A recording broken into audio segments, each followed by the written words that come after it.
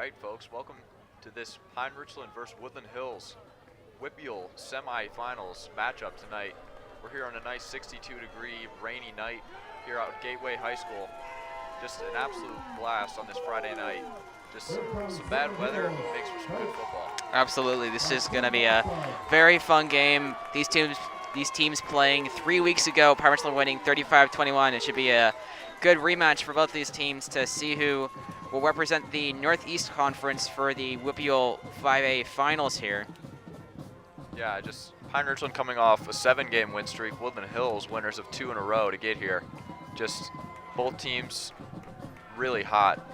The Woodland Hills Wolverines were shut out in the second half of the game against Pine Richland just a few weeks back. So we'll see if they're able to bounce back tonight. Yeah, the Rams are definitely on a hot streak. They haven't lost since September 16th against Seneca Valley at home. They've just been destroying opponents, and it's just, hopefully we'll see more of that tonight. And a lot of those wins coming off the back of Ryan Palmieri and Ethan Pillar. Absolutely. The 2 running backs. Ryan Palmieri also playing quarterback for the Rams. With the rain here tonight, we'll definitely expect to see a lot of them. Absolutely. So we'll have to see what the Rams can do tonight. Woodland Hills, also more of a passing attack than Pine Richland. Yeah, let's see Pine how. Richland a little bit one-dimensional at times, but both teams looking to show themselves some new stuff tonight. Yeah, it should be interesting to see how this all plays out, especially with, as you said before, Pine Richland with that definite run-heavy offense. That's going to have an advantage for them tonight.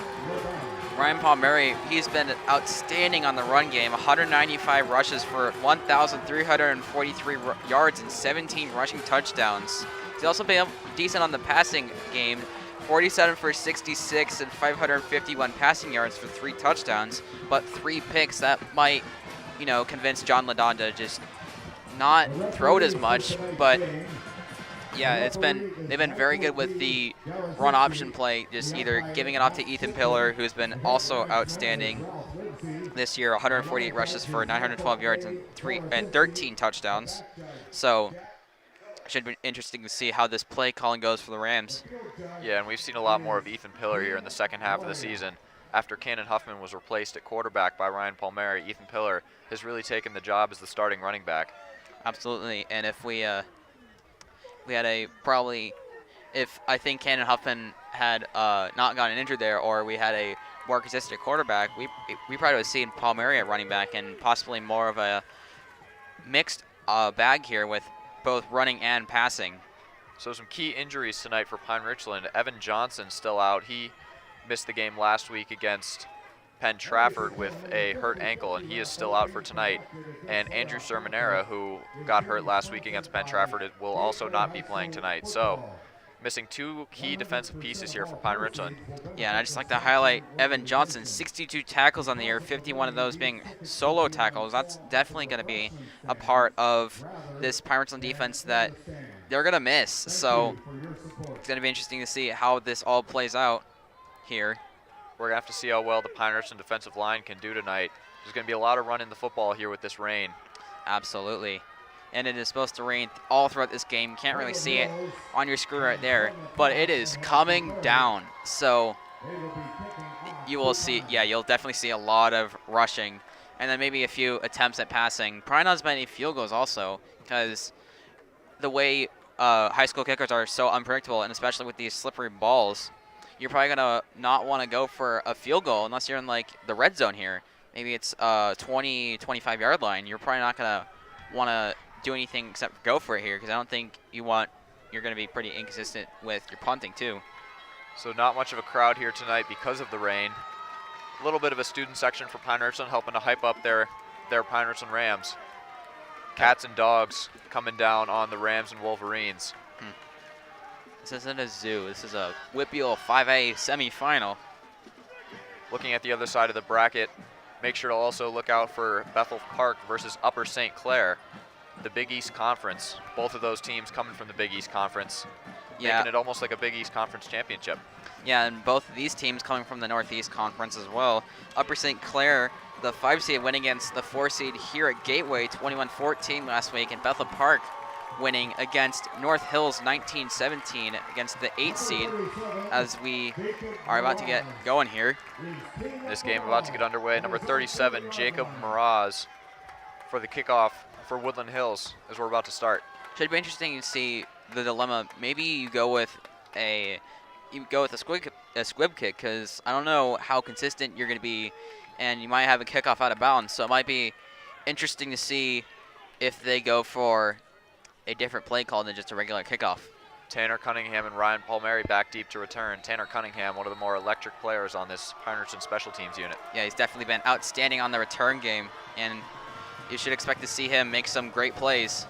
And the kickoff from Miraz goes deep down to the side of Ryan Palmieri, and he'll take it right around the 5-yard line. Palmieri up the middle, not much room to work, but he breaks a couple tackles, getting it down past the 25-yard line, and he's going to be wrestled down by multiple Woodland Hills defenders down to around the 28-yard line, where Pine Richland will start their drive. That's a nice return there.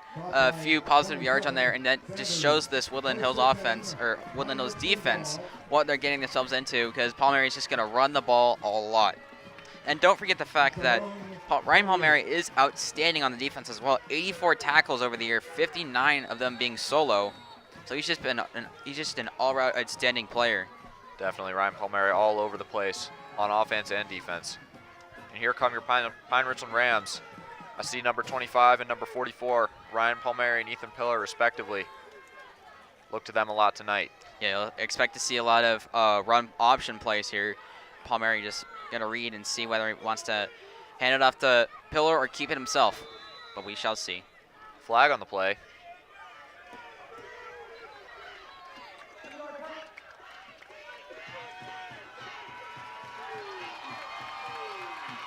Looks like a delay of game on Pine Richland. That'll move him back 5 yards, making it 1st and 15. That's not something you want to see, especially because that nullifies that positive return there. So that puts you 2 yards short of where it would be at a touchback. So that's definitely not something you want to see.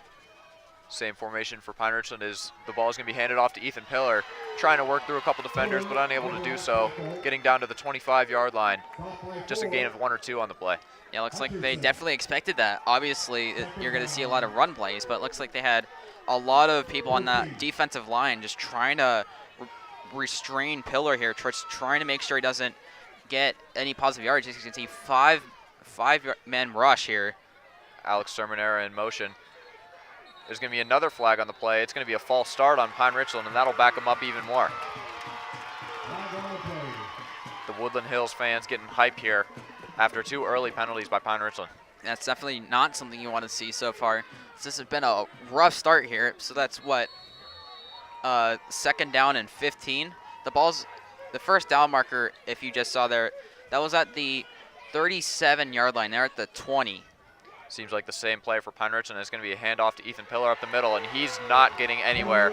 Pillar maybe gets to about the 22-yard line. Not much of a gain, and this Pine Richland offense is stagnant so far. Yeah, this has definitely not been a good start for them.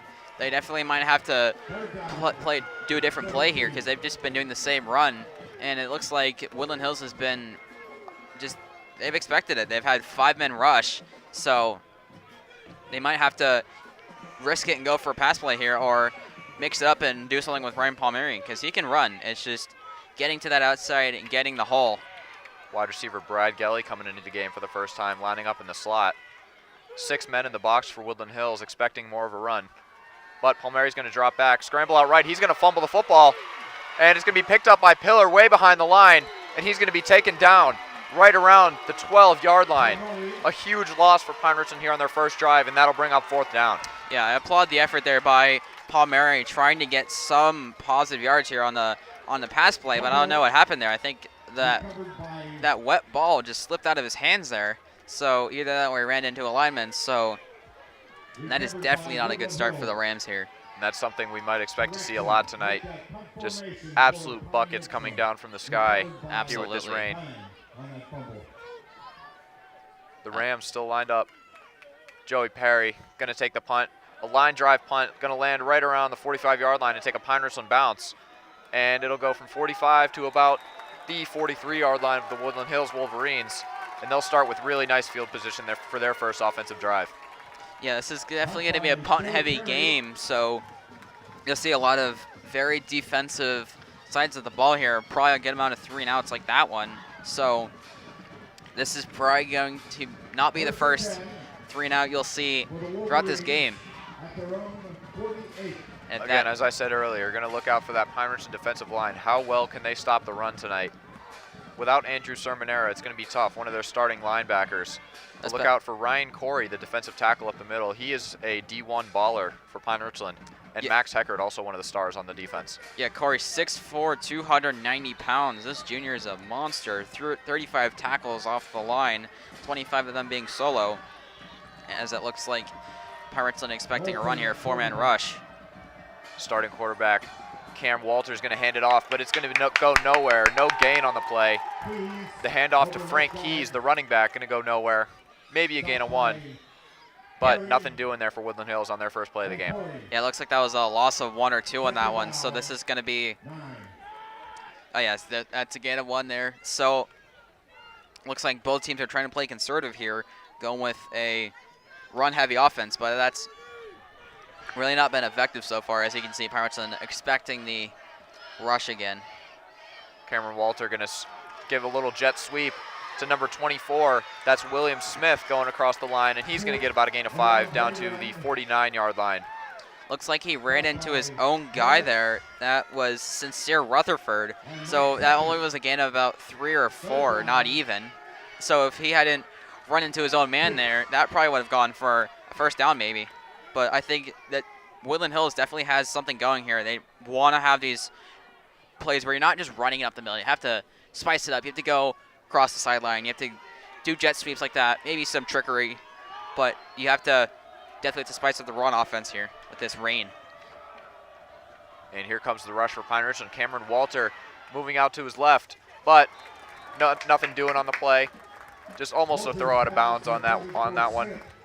Nothing going for Woodland Hills, and that'll bring up 4th down. Yeah, it'll be interesting to see how risky these quarterbacks will get with such a wet ball. I've just been saying it over and over again. This rain, it's so detrimental to these players because I don't think we've had a rain game all year. So having a rain game in such a important game here, it's gonna throw these teams off. It might cause some very defensive plays like you saw there.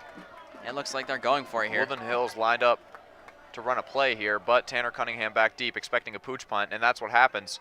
A really short kick to the left side. No one on Pine Richland going to touch it. And it's going to take a Pine Richland bounce, going back to right around the 30-yard line, and that's where Pine Richland will set up for their second offensive drive. This will be one for the ages, and I don't think that's going to be much of a great thing per se, since we've had 2 drives and about 5 yards gained between both of them. As we have 8 minutes, 10 seconds to go in this first quarter, it's definitely going to be a shootout probably at the end here for the win. So Cameron Walter, a freshman starting at quarterback for Woodland Hills. Maybe a little bit of showing his inexperience there on that first drive, unable to do much on offense. But Ryan Palmieri and Ethan Pillar in the backfield to start the second offensive drive, and it's going to be a handoff to Pillar to his left side. Going to try to cut it up the middle. Unable to do much. Maybe a gain of 4 on the play down to the 35-yard line, bringing up 2nd down. This is also going to be a game of seeing how effective and how well these Pine Richland offensive linemen can get plays and make holes for these running backs, because I think if anything, this offensive line is going to shape the game. So it's all going to depend on how many holes they can make in a 5-man rush here. So Woodland Hills definitely expecting a run. Alex Sermonera moving across the line. Pillar again up the middle, unable to do much. Maybe a gain of 1 down to the 36-yard line. That was a pretty short run there, and the 5-man rush, you know they're expecting it. I mean, it's kind of predictable. It's rain. You're not going to do anything else really. It's the first quarter. You got around 7 minutes to go, so you're not going to try for any deep shots here. Just want to get some yardage, some first downs maybe, and just play good football best you can. Woodland Hills putting 8 guys in the box here to start the game, just completely preventing the run. Quick screen pass out to Tanner Cunningham, almost dropped, and it's fumbled, but it's going to be recovered again by Cunningham, right back around the original line of scrimmage, maybe a loss of 1 from the original, and that'll bring up 4th down and 11 with 6 minutes and 45 seconds here left in the first quarter. That's definitely not going to look good for any sort of passing attempts, because that I don't know if that was a good play there, going with a short screen behind the line of scrimmage and then having it dropped like that. That could have been very harmful, but you're going to see a lot more punts or runs going and punts. It's going to be Joey Perry with the punt. That was a Off good his punt. left foot down to, going to land right around the 35-yard line and take a Pine Richland bounce. Recovered by a Woodland Hills returner right around the 29-yard line, and that's where Woodland Hills will set up. Looks like we got a flag on the play here. See what the referee has to say here.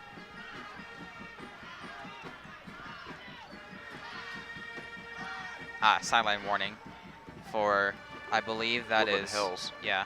So sideline warning on Woodland Hills will back them up here.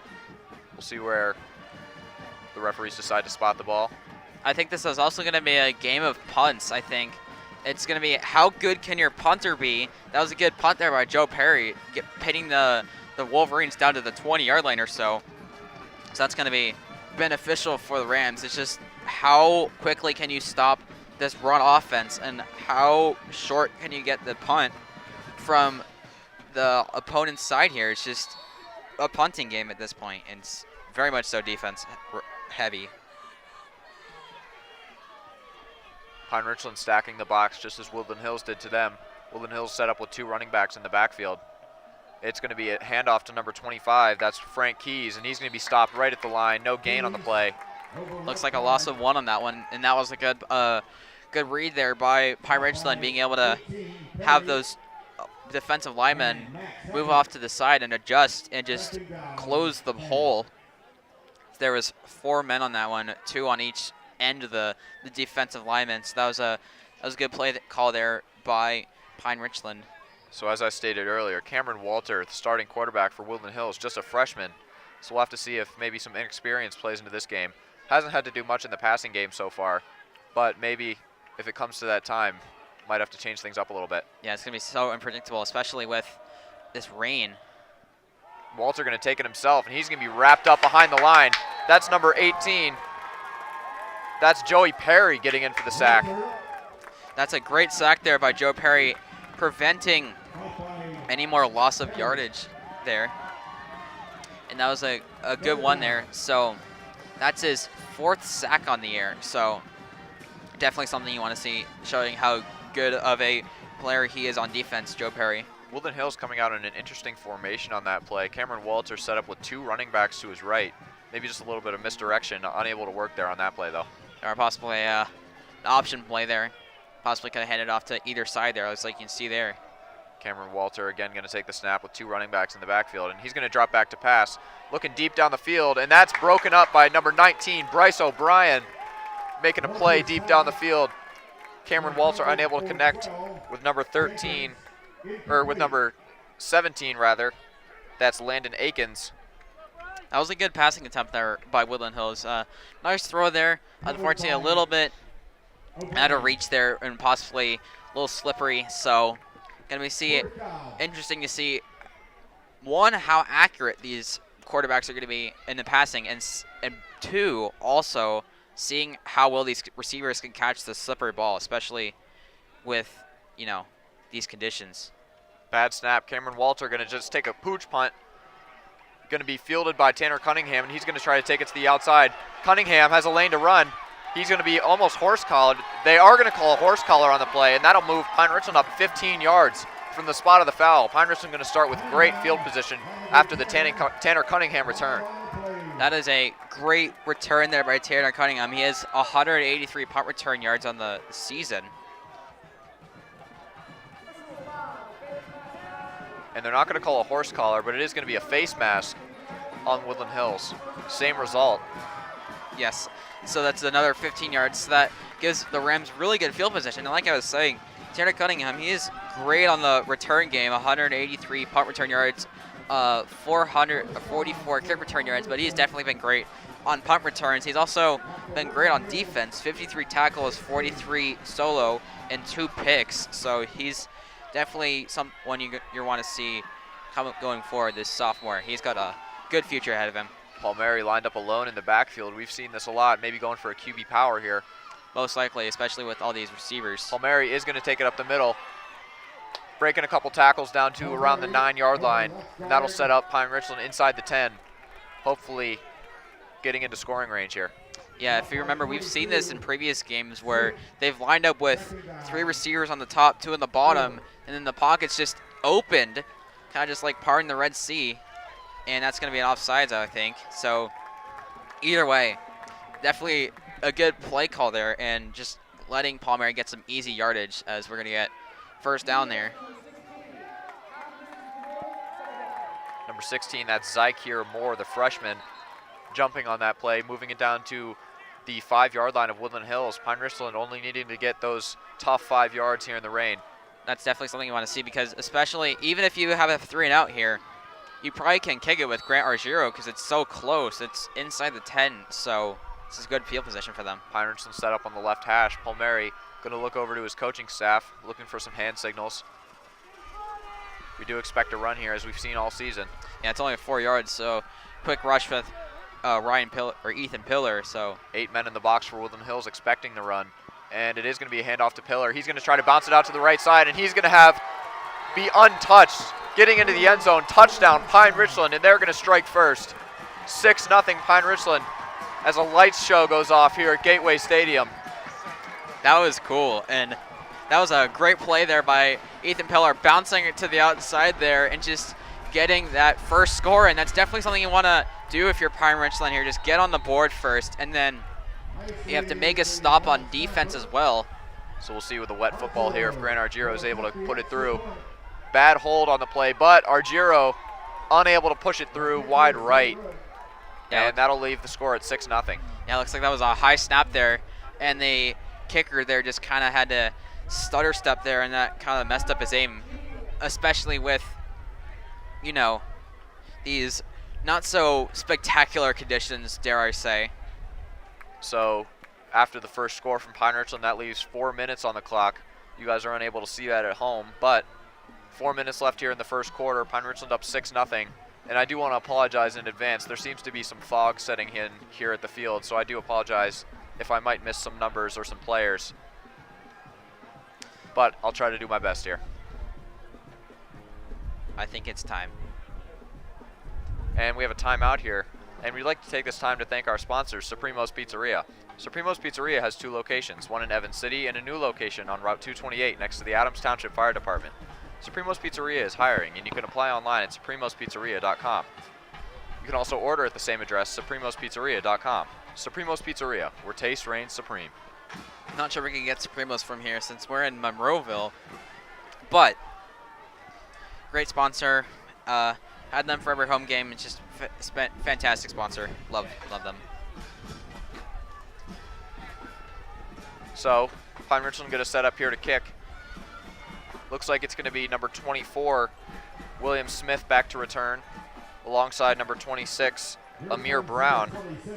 Yeah, it's kind of like I said. The question is, do you go for a sort of squib kick here? Because you might get some unpredictable results with a loose ball, literally. So, but looks like they're just going to go for a regular kickoff here. Argiro's kick is actually going to be a squib kick, but it's going to be taken by William Smith. He's going to run it out to the outside, turns on the turbo, but unable to make any defenders miss.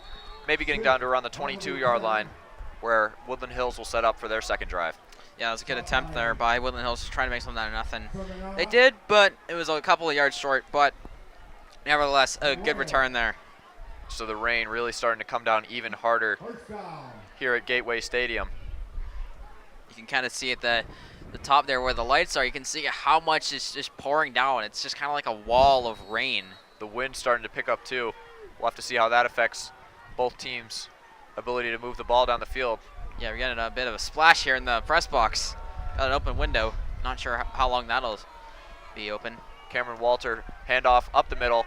Nothing doing here for the Woodland Hills running back. Taken down by a gang of tacklers. That's number 25, Frank Keys, on the run. Maybe getting a yard on the play down to the 25-yard line. That was a good play there by Pine Richland. They're definitely so far being able to read these different runs and attack them with good style, I think. I guess that's a good way to put it. But that's a good play there. So only a gain of 1 on that one. Not much doing here for Woodland Hills so far on offense. Pine Richland able to break through after the Tanner Cunningham punt return down to around the 25-yard line. But other than that, not much offense from both teams. Cameron Walter going to run out to his left, throwing across his body over the sideline, complete. And that's going to be a first down for Woodland Hills. Can't quite tell who the wide receiver is on the play, but Woodland Hills will pick up the first down, getting right around the 37-yard line. That was a nice return there. It looks like someone is down for Pine Richland. Injured player seems to be. Can't quite tell who it is, but Pine Richland will move to their sideline. Woodland Hills moving back to the line of scrimmage. Hopefully that injured Rams player is all right. So we'll get a brief stoppage here as the rain continues to pour down here. That's number 18, Joey Perry, being helped off the field.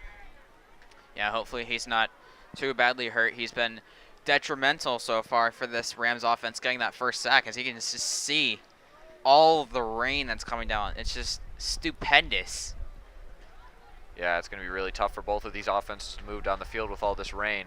Yeah, it's not letting up until around 11 p.m. So we're getting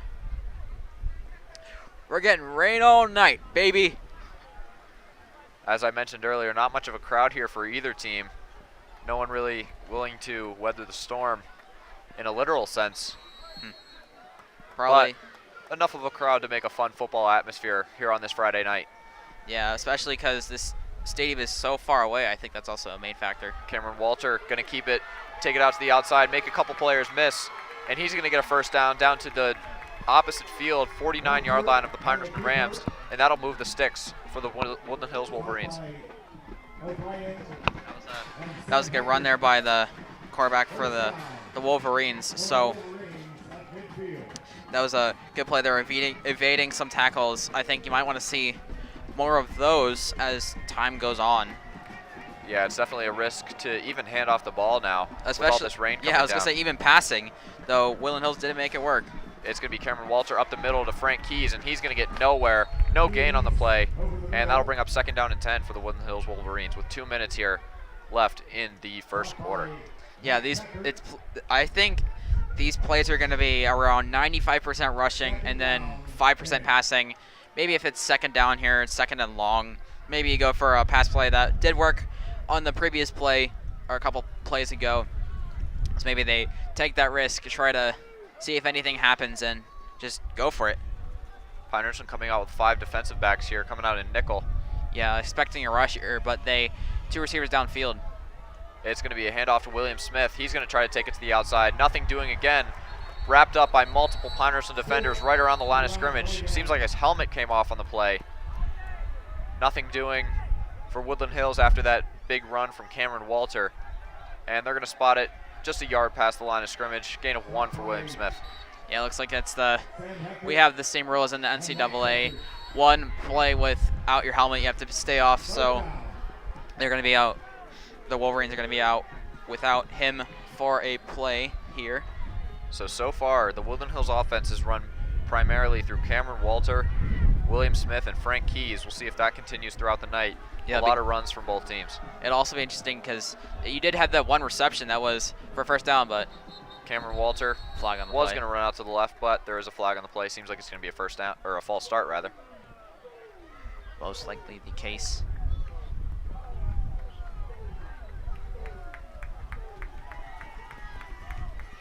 It's going to be on Pine Richland. Couldn't quite tell what the penalty was on that play, but Woodland Hills going to gain some yards, just about 5. Might have been a offsides. I think that was the case. So we got 3rd down and I don't know how many to go, but we got less than 1 minute to go here. Got 51 now seconds. 33, 3rd and 3. Walter going to throw it again to the outside across his body, and he's going to complete it to the sideline. Working it back up the middle is the Woodland Hills receiver. That's number 10, Adam Gainham, and that's going to be another Woodland Hills 1st down. Yeah, Woodland Hills has definitely made this passing work. They've been able to do it on multiple different occasions here, and it'll be interesting to see how this all plays out. So after the 1st down, it's going to be 30 seconds and running left on the clock here in the 1st quarter. See if Woodland Hills wants to run another couple plays, but might just want to run it out to the 2nd quarter. I would also say it's probably important for these players to cover the ball, especially because it's probably going to be really easy to fumble the ball and get stripped. Frank Keys out to the left side, able to make one-man miss, getting about 5 yards before being pushed out of bounds around the 30-yard line. Going to be getting 4 on the play, and that'll bring up 2nd and 6. That will stop the clock with 7 seconds left in the first quarter, so they will have to run another play before the little break in between. Yeah, it looks like the wind is going towards the opposite side, so they're going into the wind, which is interesting because they've been able to make multiple different positive passing plays, so we'll see how that changes when we switch sides here after this play. And Walter going to hand off to Frank Keys up the middle. Able to burst through the initial defensive line of Pine Richland, but a gang of linebackers for Pine Richland, including Max Heckert, the star linebacker, able to stop him just about a yard past the line of scrimmage. That'll bring up 3rd and 4 rather, as that will be the end of the first quarter. Double zeros here on the clock. Both teams going to their respective sidelines. Not much scoring here in the first quarter, but that's kind of what we were expecting here with all this rain. Yeah, it's been a very rainy game so far, and should just see a lot of running as we've seen so far, but Woodland Hills being able to spice it up a bit with some passing plays. Let's see how much that changes on this Veterans Day game. So the teams will switch sides, which means Woodland Hills will be going with the wind towards the opposite end zone. That might help them out here if they decide to pass.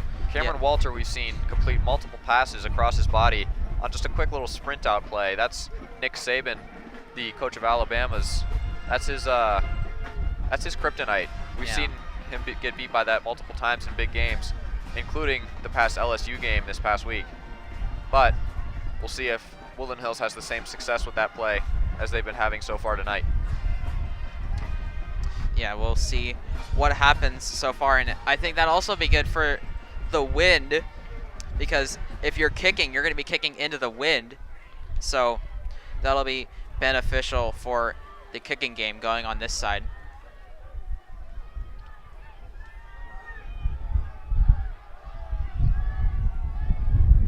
So Woodland Hills will set up here. Cameron Walter lined up with Frank Keys to his left here on 3rd and 3. Cameron Walter going to keep it, and he's going to pitch it out to William Smith, who has a little bit of room to run. We'll see if they spot him and give him the first down here. It's going to be very close. Looks like that's going to be short there. And they are going to give him the first down. That will move the sticks. William Smith getting the ball down to the 24-yard line, and that'll bring up a new set of downs for Woodland Hills. That was a good pitch play there, especially since you're throwing it backwards, so even if you do drop it, it's not going to be an incomplete pass. So it's good mini catch and run there for William Smith. So some creative play calling here from the Woodland Hills coaching staff.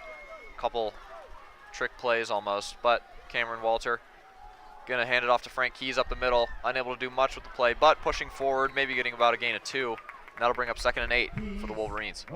That was a good run there, and especially since you're getting positive yards here. Every play, you're getting at least some positive yards there. So even if it's 1 yard or 2 yards or even 5 yards, you're still moving down the field, and that's something I think Woodland Hills definitely wants to do.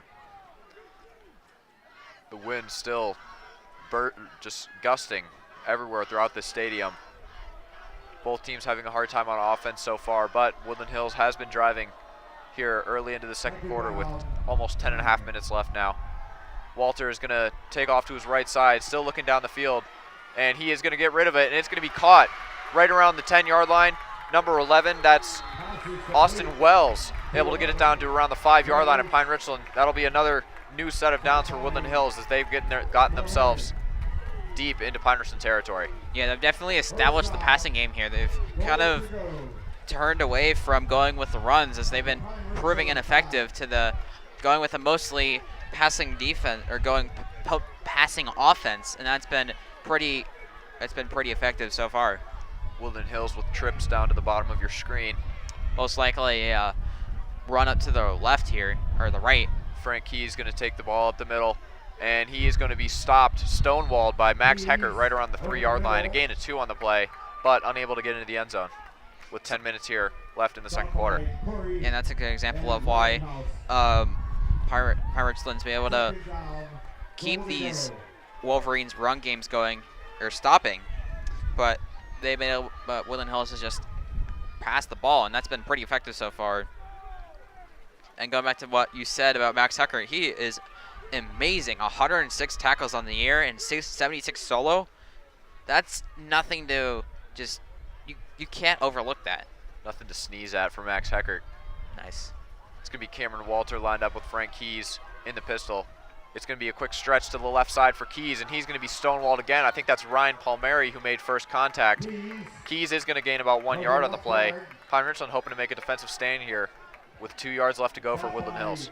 I think definitely something you want to do here is create some negative yardage here and then force Woodland Hills to either go for it on 4th down or kick a field goal as we reach 9 minutes to go. But they definitely want to move the ball back a little bit, because when you're inside that 2 yard line, all you have to do is just get a quick run, as it looks like that might be the case. Cameron Walter has been effective throwing the football. See if they might go with play action here. Frank Keys lined up again in the backfield. Pine Richland absolutely stacking the box. And Frank Keys is going to bounce it out to the right. A similar run to Ethan Pillar on the first touchdown. And Frank Keys is going to make it into the end zone and tie this game up at 6. As we get ourselves another light show, that's probably not going to be the next time we'll see that. But it's kind of interesting to see what's been going on, because Pine Richland all running game as you kind of expected. And then Woodland Hills being able to do a bit of both. Passing plays for about 10 yards, quick first downs, and then rushing for these shorter goal line plays. It's going to be number 37, Jacob Miraz, the kicker for Woodland Hills here for this extra point. Pine Richland unable to convert their first extra point attempt. We'll see if Miraz can get Woodland Hills the lead here. That was a high snap, so might see that again here. That was a low snap. Fumbled snap. Number 4, that's Noah Hutchinson going to try to take off and run with it. Oh, come on. And he is going to be stopped just short of the goal line, getting down to the 1 yard line, but unable to convert what would be 2 points on the play. A fumbled snap on the extra point leads to almost a 2-point conversion, but nothing going there for Woodland Hills, and this game will stay tied at 6. That would have been, honestly, that would have been very annoying if that had been a 2-point conversion there. But, hey, you'll probably see more of those miscues. That might cause some doubt with these coaches thinking about whether or not they want to kick a field goal, because both times you've had, first time with Pine Richland you had the high snap, and then with Woodland Hills here you got the low snap. So it's going to be interesting choice to see if they inside the red zone here and just go for it on 4th down, because you probably don't want to have a really severe miscue and give the opponents the ball back at a really good chance. The wind seems to be picking up even more here as the rain is basically going sideways at this point. Making it fun to watch for the fans, but maybe not so fun on the field for the players. No, it's definitely something they're going to have to adapt to, as they've had to so far over this first quarter and a half, I'd say. We've got 8.5 minutes to go. So it'll be interesting to see how this wind shift is going to change the strategy, because depending on where the wind direction is going, you might do more run plays if it's more sideways or more vertical to your side, or if it's more horizontal, it might do more pass plays, have trust in these quarterbacks to get some good pass plays going, as Woodland Hills was able to do before. So Jacob Miraz is going to be kicking with the wind. The ball seems to be coming off the tee here while setting up for the kickoff. It looks like Noah Hutchinson may be willing to go in and hold, but the ball is staying up for now. Miraz is going to be kicking with the wind down to Ryan Palmieri and Tanner Cunningham as the ball comes off the tee again. It looks like they're going to have to hold it. Woodland Hills will just hold the ball here. I think what they definitely want to do is not kick it towards Ryan Palmieri, or not Ryan Palmieri. They definitely don't want to kick it towards Tanner Cunningham. He's been incredible on punt returns and also very decent on kick returns, so you probably don't want to kick it towards him, because that could end badly for Woodland Hills. Both returners are just electric runners. So we'll see what Woodland Hills elects to do here, as it is going to be a deep kick towards the side of Ryan Palmieri, and he will recover at the 5 yard line, take it down the left side of the field. Not much going for Ryan Palmieri, as he will take it to the 23 yard line where Pine Richland will set up here for their offensive drive. That was a bit ill-advised on that one, because you're cutting across the field there. So I'm not sure if that was the most advisable play there, especially if you could have just let that ball roll out of bounds to get a penalty on that one. But as you can see on your screen, the rain still just absolutely pouring here. That does not do justice. That does not do justice. That is It is even worse than it looks on your screen. definitely, it is faster and more severe, I'd say. Even us announcers in the booth getting a little bit of a shower as this rain starts to come horizontal down the field. But Ryan Palmieri going to line up with Ethan Pillar in the backfield. That's Tanner Cunningham coming across in motion. It's just going to be a handoff to Pillar, and he has room to run. Pillar cutting up back the middle of the field, and he's going to get it down to the 45-yard line for a huge Pine Richland first down. That's something that we haven't seen so far from Ethan Pillar, a big run like that, but able to break through the initial defense of Woodland Hills and get a huge gain for Pine Richland. That was a good run there, and you can see the wind shift, so might want to go for another run play here because I don't think you're going with a vertical.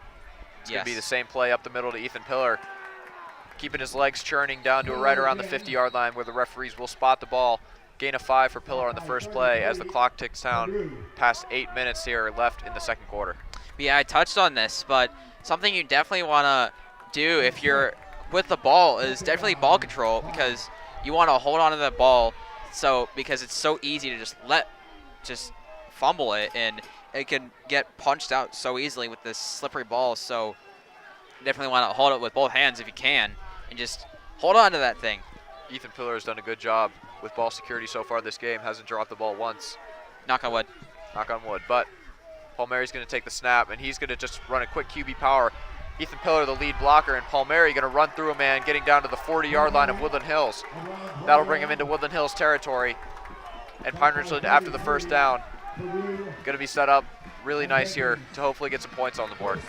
Yeah, it was nice there because I think they were kind of expecting a Ethan Pillar run like that last play, but they went with Palmieri, and these players are so different because I think Pillar's more of a power back, and Palmieri's just more nimble and is able to squeeze through tighter gaps. So Palmieri's probably going to be around the outside more and Pillar down the inside. So Palmieri here going to set up with Ethan Pillar to his left. Pillar now moving to the right of Palmieri. Seemed to be a jump on the Woodland Hills defensive line. And there it is. There is going to be a penalty a little bit late. Might not be on the delay of game. We'll have to see what the referees decide to call here. Yeah, this might be a free. Oh, that is on Pine Richland. So seems to be maybe a holding call, but we'll have to see what the referee has to say. All right, false start. It was holding. Still can't hear the referee's microphone not on, but it is going to be a holding on Pine Richland. That'll back them up back to the 50-yard line, 49-yard line, where they started just 2 plays ago. So that's pretty huge for them. So that's about 20 yards on that to go now. So definitely want to get some big runs here. First and 21 from their own 49 with 6 minutes 25 to go. Palmieri going to communicate to his offensive line. Pillar again to his right, now moving to his left. It's definitely a four-play offense here. It looks like there's going to take a timeout. Another penalty. No, it looks like there's a yeah, it's a timeout for. The flag was thrown, but the timeout was taken before Pine Richland taking the timeout, and that will be their first of the half. And we'd like to take this time to thank our sponsors, Supremo's Pizzeria. Supremo's Pizzeria has 2 locations, one in Evans City and a new location on Route 228 next to the Adams Township Fire Department. Supremo's Pizzeria is hiring, and you can apply online at supremospizzeria.com. You can also order at the same address, supremospizzeria.com. Supremo's Pizzeria, where taste reigns supreme. I'd say this game has definitely been supreme so far. And this is probably going to be a supreme finish. Both teams still unable to do much on offense so far in this first half. 6 minutes, 13 seconds here left in the second quarter. This game has gone quick due to all the running plays. Yeah, especially up the middle. So you're going to mostly have a running clock. Most of the times they're not going to get to the out of bounds mark line. So this is going to go somewhat quickly. Palmieri quick to the line, and he's going to run behind Ethan Pillar. Looking for a lane to run, not much to work with, but he breaks a couple tackles, running through a man, getting down to the 35-yard line of Woodland Hills. Not enough for a first down, but that'll set him up very close to the line to gain, about 5 yards to go, setting up second down and 5. Yeah, it's like I said, Brian Palmieri is just being able to quickly scoot his way through some defenders here, find the gaps, get through them, and just evade defenders, I think, a bit more than Ethan Pillar, especially because he's a bit bigger. Palmieri 180 pounds and Ethan Pillar 200, so Woodland Hills set up with 8 guys in the box here, expecting the run. Only 3 defensive backs out on the field. looks like they're going to start quickly here, yep. And it's going to be Pillar up the middle. He has a little bit of a lane to work, and he's going to get a Pine Richland first down.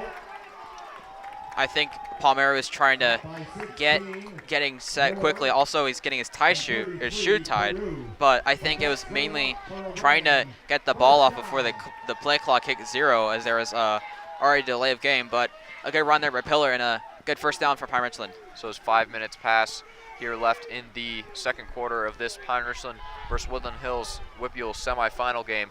Ryan Palmieri will set up with Ethan Pillar to his right. Palmieri going to take another QB power and moving it up the field down past the 25-yard line, maybe to around the 23, as that'll be a gain of 5. That was a good run there by Palmieri, just being able to go on the outside there of the defense here for Woodland Hills and just keep getting positive yards here. That's definitely something you want to do as Pine Richland extend that lead.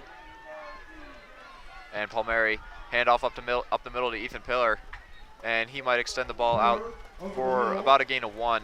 Yeah, that'll 1 or bring 2. up 3rd and 3.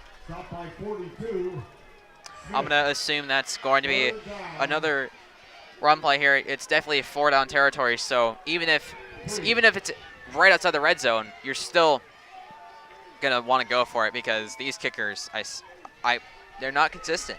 I hate to say it. They're not consistent, and that's partially due to the fact that both times the long snappers have Palmieri going to hand it off to Ethan Pillar, and he's going to be flipped after he passes the line of scrimmage. That'll bring up 4th down. We'll see what Pine Richland elects to do here. A short 4th down, 4th and manageable if they decide to go for it.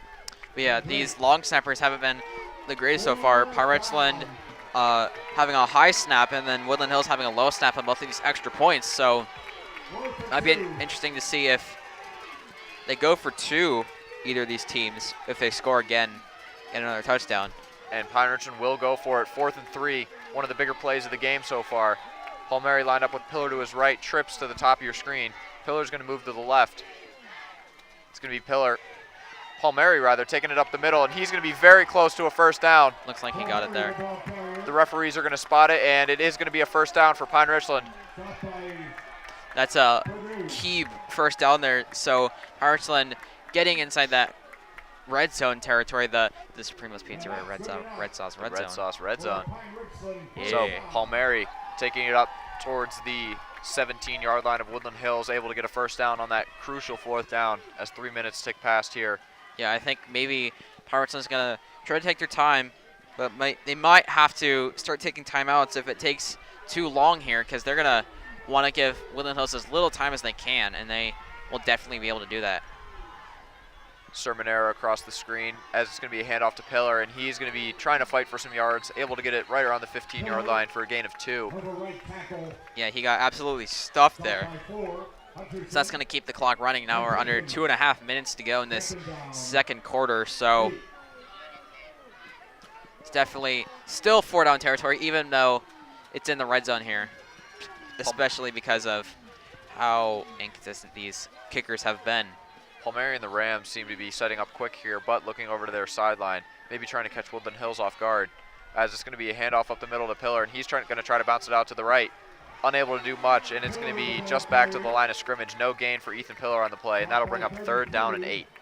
Yeah, Pine Richland's definitely going to have to get a positive run here. Maybe even if they get a gain of 3 or 4 in that one, that sets up a 4th and manageable here. You definitely want to get as close as you can, obviously get a first down, but the clock will continue to run. 1:40 now left in the second quarter. Pine Richland might have to start hurrying up here. 3rd down and 8 for Pine Richland on the Woodland Hills 15-yard line. Palmieri looking over to his sideline, maybe trying to drain the clock. 10 seconds left on the play clock now. Pine Richland has to get to the line quickly. yeah, looks like they're still getting set here. Palmieri. And that's time. And yeah. it's going to be a timeout for Pine Richland. Coach Ladon running over to the referee to call a timeout. That's their second charged timeout of the half. And we'd like to take this timeout to thank our sponsors, Supremos Pizzeria. Supremos Pizzeria has 2 locations, one in Evans City and a new location on Route 228 next to the Adams Township Fire Department. Supremos Pizzeria is now hiring, and you can apply online at supremospizzeria.com. You can also order at the same address, supremospizzeria.com. Supremo's Pizzeria, where taste reigns supreme. And this is definitely an important play here because it's 3rd and 8. This could change the way this rest of this drive finishes because you get a short gain here. You're still gonna have to get a really good run play, but if you get a longer gain, that makes it a bit easier for you on offense, I think, for Pine Richland. But Woodland Hills definitely gonna have to make a stop here, and they're probably gonna go at least 4-man rush here. It looks like it's gonna be a 5-man rush, as is Minute expected. 15 left on the clock here. Minute 15 left on the clock here. Palmieri will set up 3rd and 8, and he's going to look to pass, but he's just going to take it to his left side, making one-man miss, but he's going to be dragged down behind the line of scrimmage. That'll be a sack for Woodland Hills, and that'll bring up a huge 4th down as the clock ticks past a minute now left in the first half. I think the goal there was just Brian Palmieri. He's done this before. We saw it in the first quarter, just setting up for throw, landing in the pocket, get open, and then run up the middle there, but not that time. That didn't work. And it's going to be a timeout for Woodland Hills. They don't want to let Pine Richland run down the clock any more than they already have. 53 seconds now left on the clock here in the first half. So not a lot of time for either team to do much here. Pine Richland, 4th down and 11 now. Yeah, the question is, we'll have to see what they decide to do here. Seems like they will keep the offense out on the field, but it looks like Argiro is actually warming up on the sideline. Yeah, that's the question. How much trust do you have in your long snapper? You can try to get some positive points on the board here. You can try to go for the first down. You're in an area where you're inside the 18-yard line. You got 53 seconds left. Though the only problem is Woodland Hills has been somewhat consistent with plays on the pass. So, and as we see here, the other semifinal game going on right now, Upper St. Clair tied with Bethel Park. Upper St. Clair, the 5 seed, Bethel Park, the 1 seed, both of those in the Big East Conference. So Grant Argiro will line up here for the 35-yard field goal. This is a tough field goal for any conditions, especially in the rain. Argiro will put it up, and it will be good. Pine Richland will take a 9-6 lead here with 49 seconds now left on the clock. A huge field goal from Grant Argiro, and if I'm not wrong, I do believe that's his long on the season. I don't think I can confirm that, but that was a great kick there for Argiro. That's definitely going to be a confidence booster for this entire team, and it's definitely not going to be something they're going to feel bad about, even though it is a field goal. That's still a field goal, so you're putting your team up 3 points, so you're going to have to put the pressure on Woodland Hills a bit more, and that's exactly what they did there. So that's good job all around there. The Pine Richland sideline fired up after that field goal. Absolutely hyped to see that ball get pushed through the uprights, and Pine Richland will take a lead now, 9-6. Just an absolutely incredible field goal here in these conditions from Grant Argiro. Yeah, and this is might I add, this is a great stadium here. We're at Gateway as we'd like to return, to the Bethel Park Upper St. Clair game. They're tied at 7 currently. This is a great crowd, not as many people as you would expect, probably because of the rain, but this is a great place to be, Gateway. The rain coming down, it seems to be even harder than it was to start this game. I thought it couldn't get any more, it couldn't rain any more harder. This is just a wall of rain. And then it did. I don't know if we can see the lights, but just a wall of rain going past them. Yeah, it is slippery down there, that's for sure. Argiro's kick is up, just a nice little squib kick down to the Woodland Hills 5-yard line, going to be returned by William Smith up the middle, and he's going to be taken down by a group of Pine Richland tacklers, pushing forward down to the 30-yard line, and that's where Woodland Hills will set up on this drive. That's going to take some time off the clock there, so bringing it down to 40 seconds to go. So Woodland Hills, they're probably going to get something going here. They might want to, I don't know. The question is, do you go for deep balls? They've been able to make some decent plays with around 10-yard pass plays, but the question is, do you go for 20 or even 30-yard passes and see, just be like, we'll go for it, see what happens. So that kick return takes 9 seconds off the clock, 40 seconds now left in this first half of football. Cameron Walter will set up here, and that will be just a quick handoff to number 25, Frank Keys. He'll be taken down behind the line of scrimmage, a loss of 1 on the play.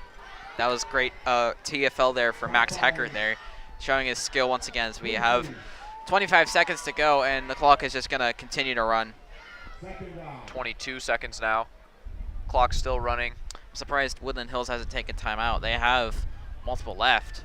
I think they might just want to take this one into halftime. Yeah, that looks to be the case. They got more time on the play clock than in the game clock, so they're just going to let it go to halftime here.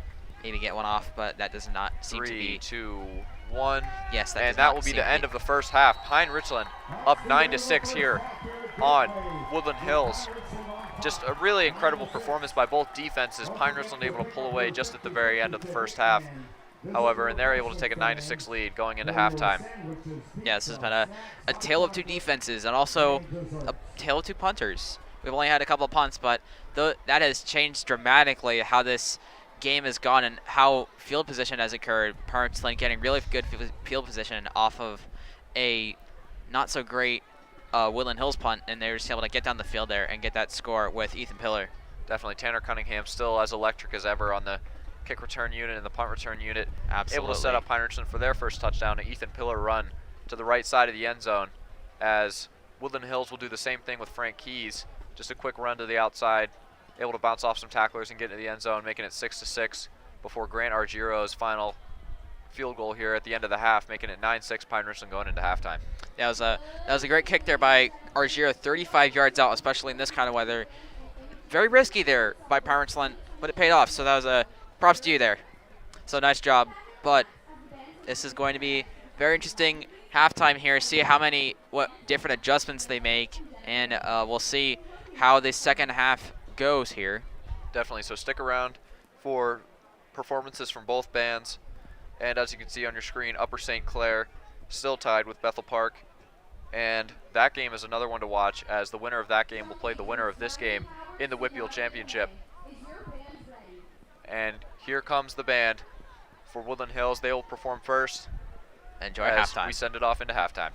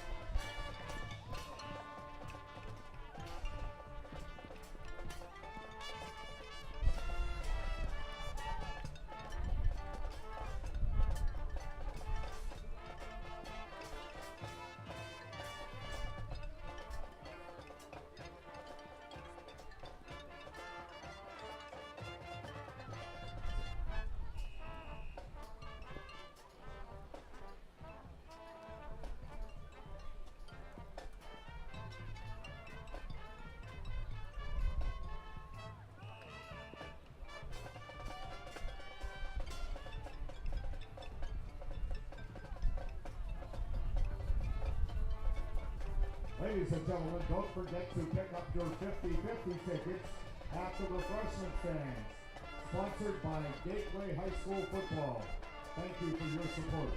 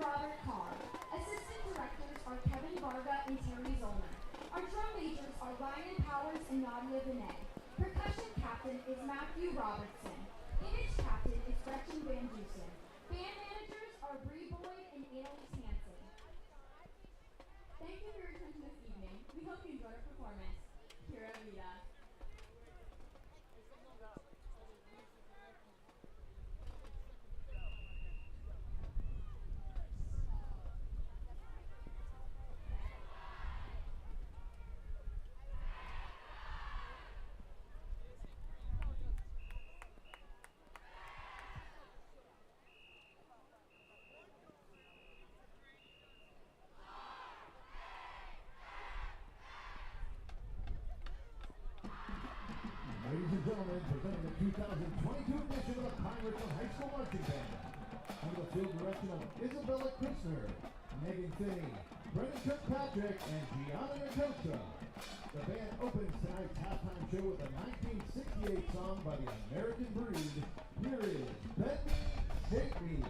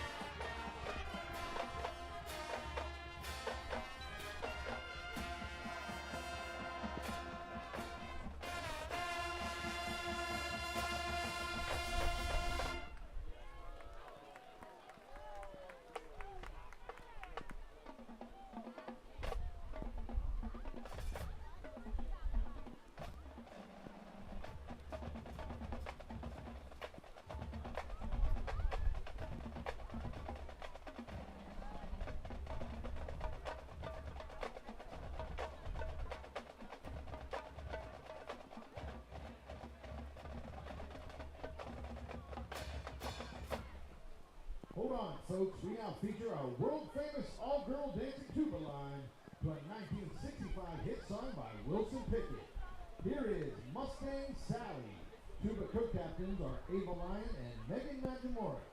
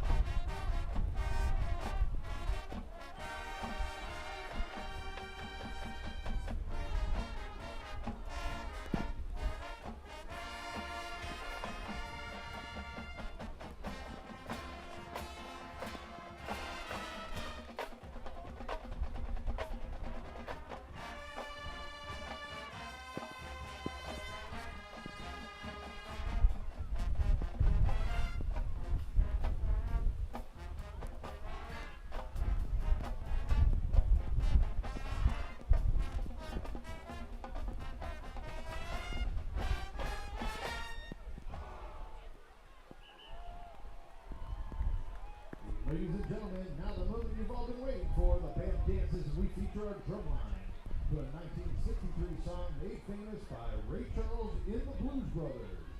Here is Shake a Tail Feather. Drumline section leaders are Alex Frasina and Corey Moore.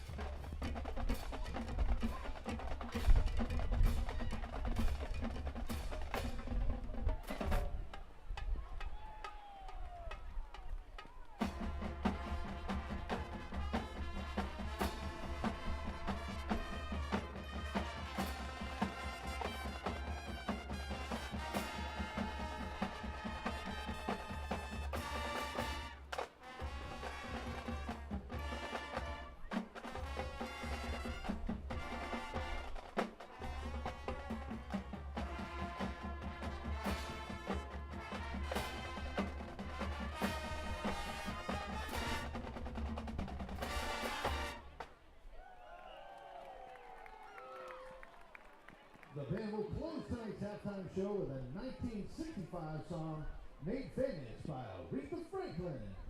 Here is R-E-S-P-E-C-T, Respect.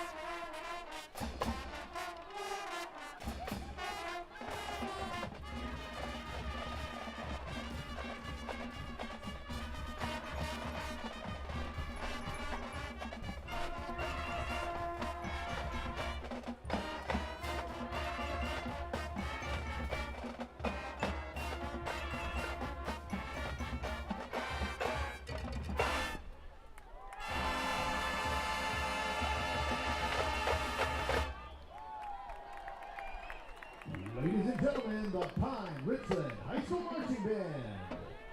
The Pine Richland High School Marching Band is under the direction of Brian Scott, Jim Stillwell, Jim Hopper, Ben Kohler, Marcus Ferrick, Joe Herndon, and Nate Potter. Color guard instructor is Andy Billy. Dance team instructor is Kathy Deal.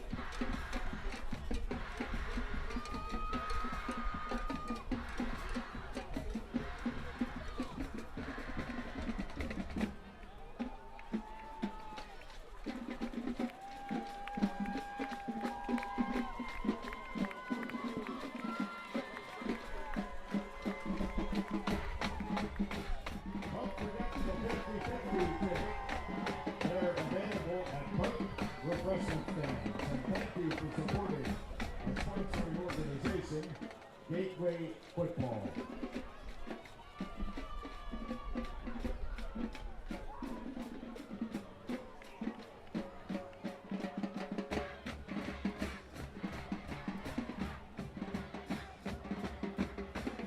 On the Olive Cloud scoreboard. To this Woodland Hills versus Pine Richland football game. Pine Richland taking a 9-6 lead late in the first half.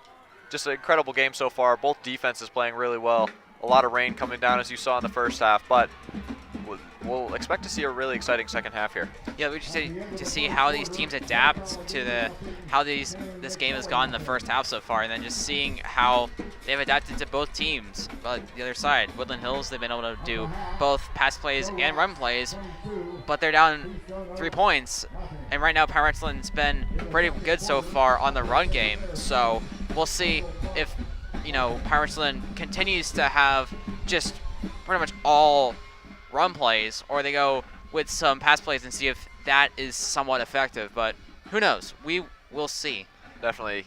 This is the second meeting between these two teams. Pine Richland taking the first game 35-21 against Woodland Hills. And in the first game, Woodland Hills was shut out in the second half. So we'll have to see if Pine Richland's defense can play as well as they did in the first game against Woodland Hills. But both of these teams getting ready here for this second half of play. Woodland Hills, as you can see, down warming up on the field. 2 minutes left before the start of the second half. And as we mentioned early in the broadcast, we've seen a lot of Ryan Palmieri and Ethan Pillar so far tonight. With this rain, Pine Richland not really risking passing the football, and Palmieri and Ethan Pillar has been just the entire offense so far. Yeah, it's not unexpected per se, but you kind of expected it.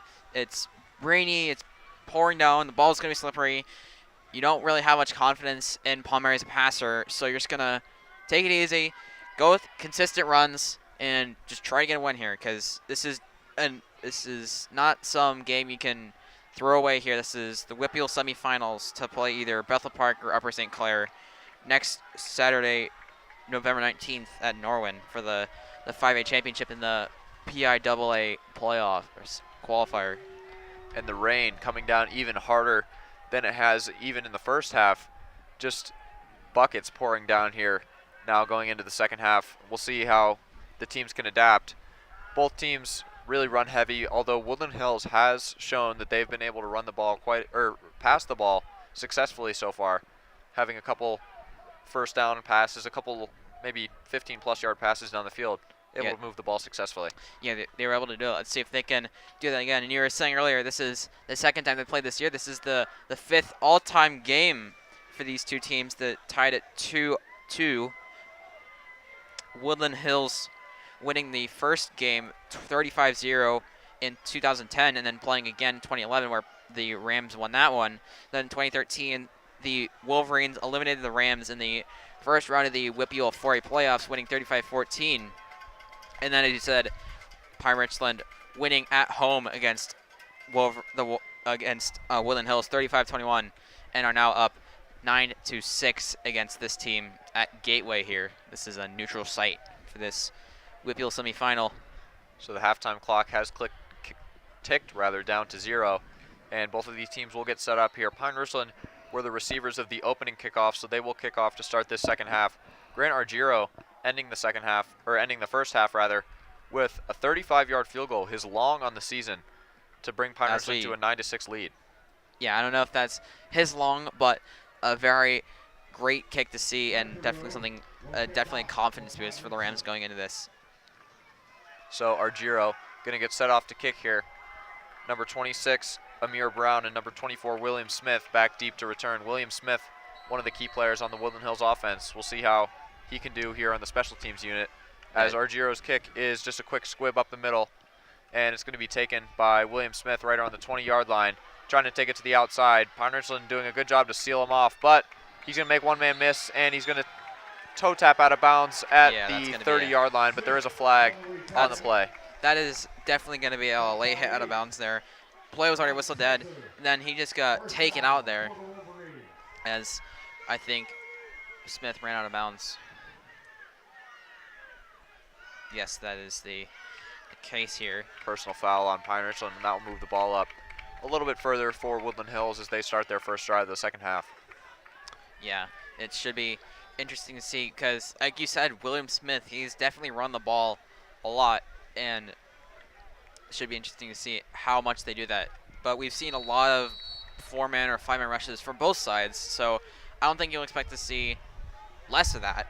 You'll definitely see 5-man rushes, or even more than that, in the tackle box here. Got 7 right now. So the ball set up on the 46-yard line as Cameron Walter hands off to Frank Keys, and he's going to get about a gain of 3 before being tackled by a group of Pine Richland defenders. They're going to give him a gain of 2 on the play, and that'll make it 2nd and 8. Cameron Walter, a freshman quarterback, showing some really nice throwing ability here in the first half of this game, making a couple throws on the run to the sideline.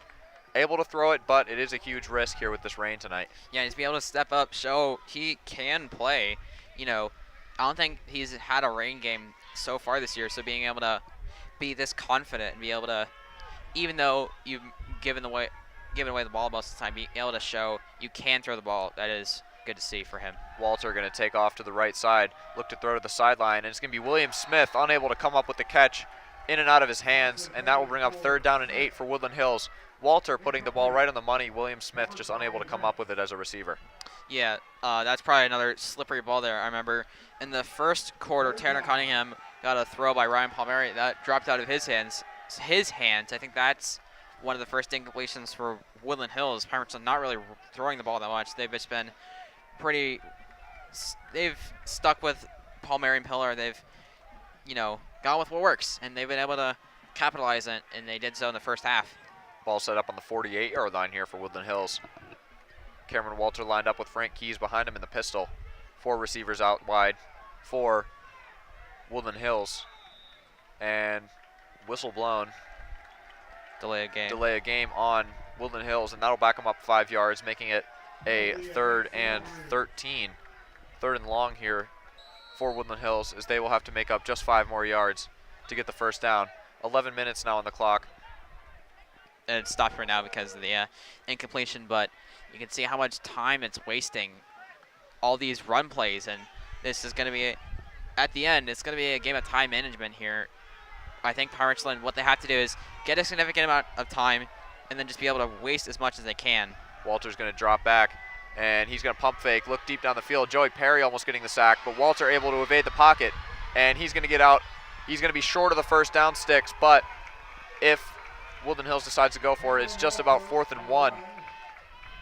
So a nice run by Walter, almost being sacked by Joey Perry, but able to evade the tacklers, make it out of the pocket, and run for about 12 yards on the play. That was a good evasion there, pocket presence. So I would assume Woodland Hills is going to go for it here, 4th down and 2.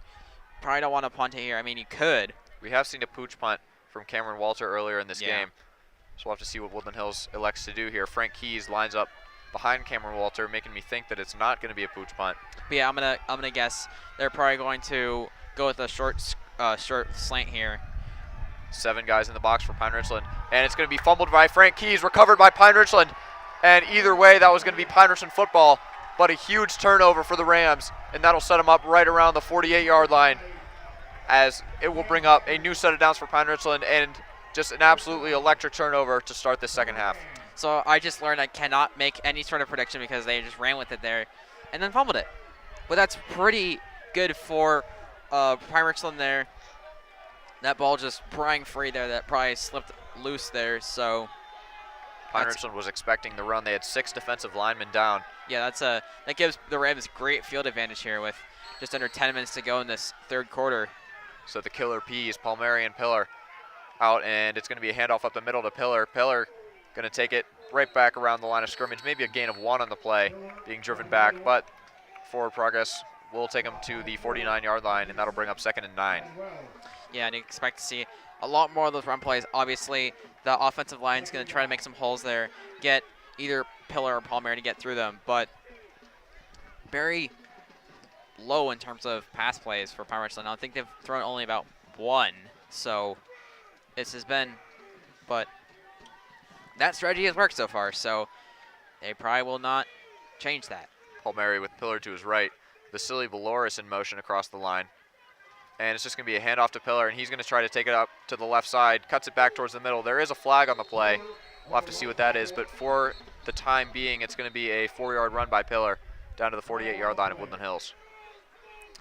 That might be holding on the offense, as it looks like the Pine Richland team is moving back. Pine Richland is walking back. Yes, and there it is. Holding call on Pine Richland. The referee's microphone seems to not be working tonight. Probably due to the water, but all we need is the hand signs, and apparently I can only predict I can only predict penalties. Apparently I can't predict plays, but that's a pretty hurtful penalty there. So it brings up 2nd and 20, so they have to get a couple of really good runs here. Valoris again in motion.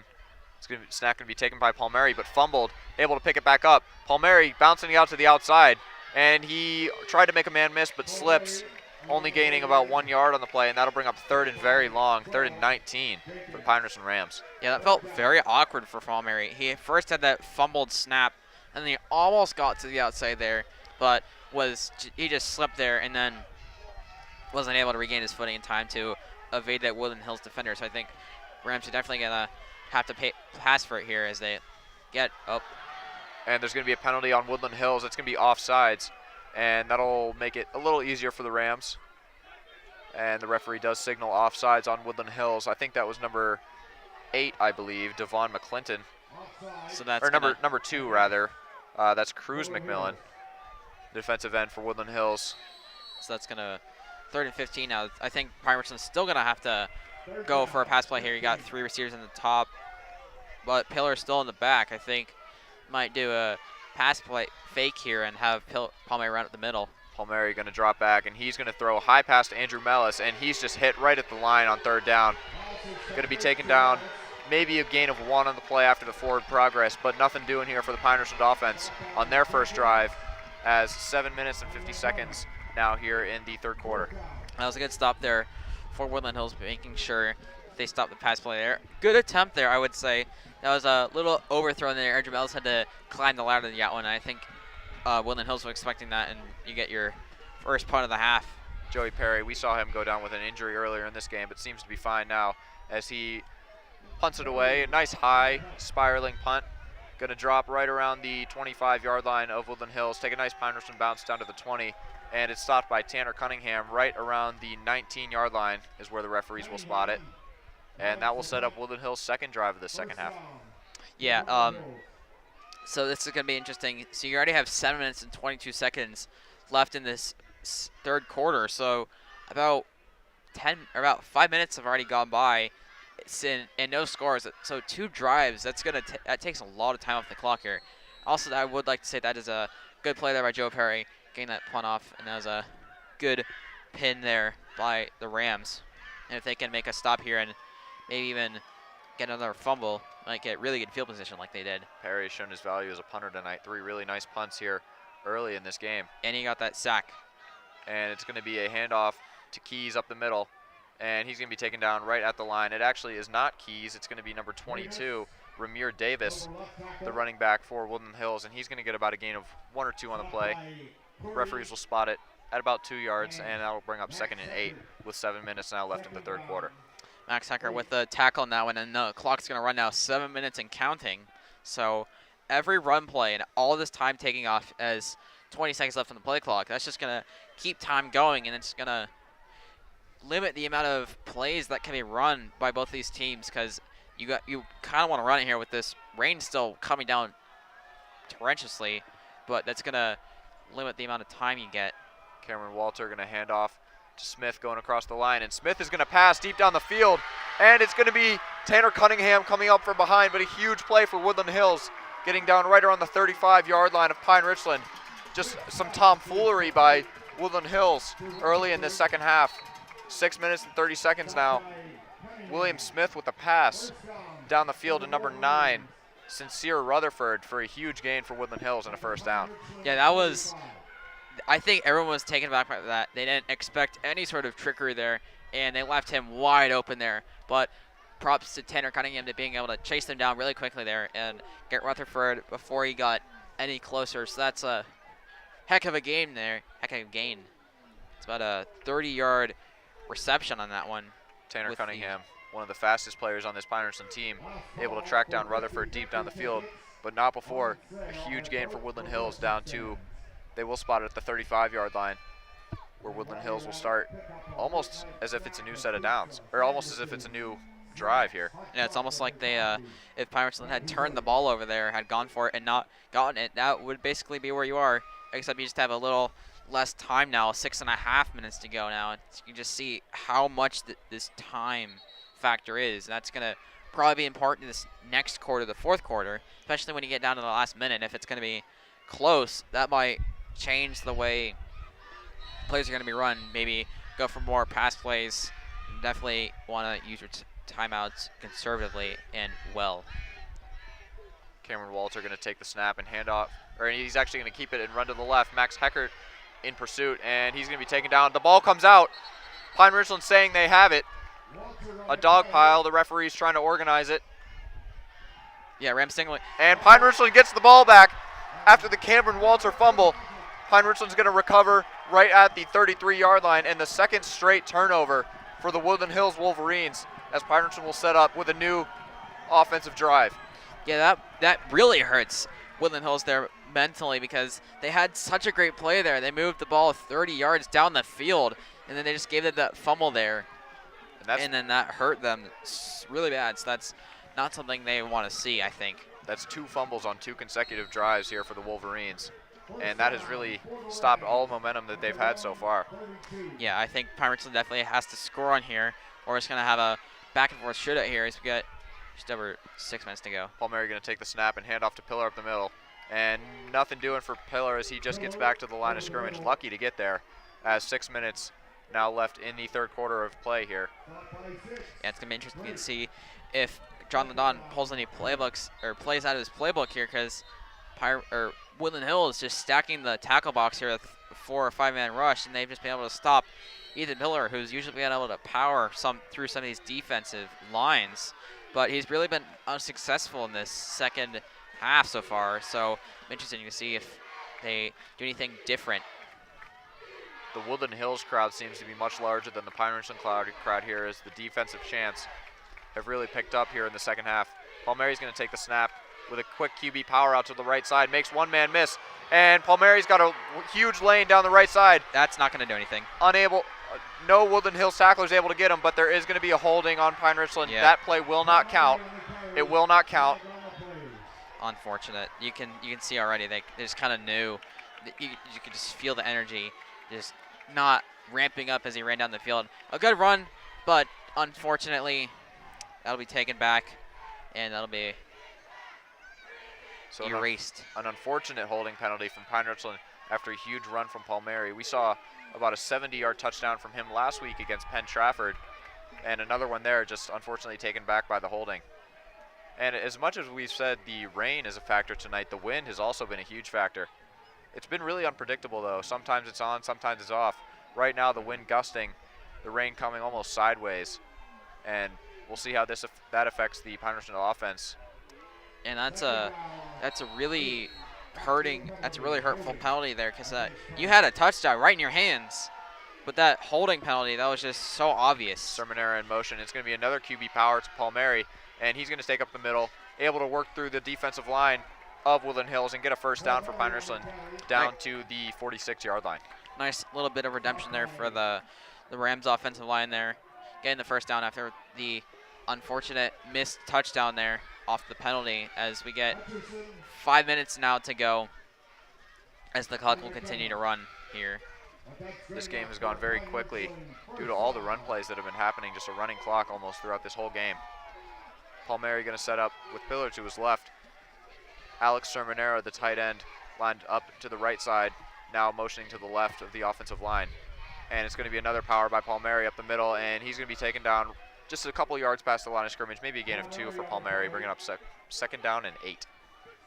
It's been interesting because I think Palmieri, they're going to run it with him now. Seems like they're just taking the position of him, of what Pillar was doing before, which has been somewhat effective.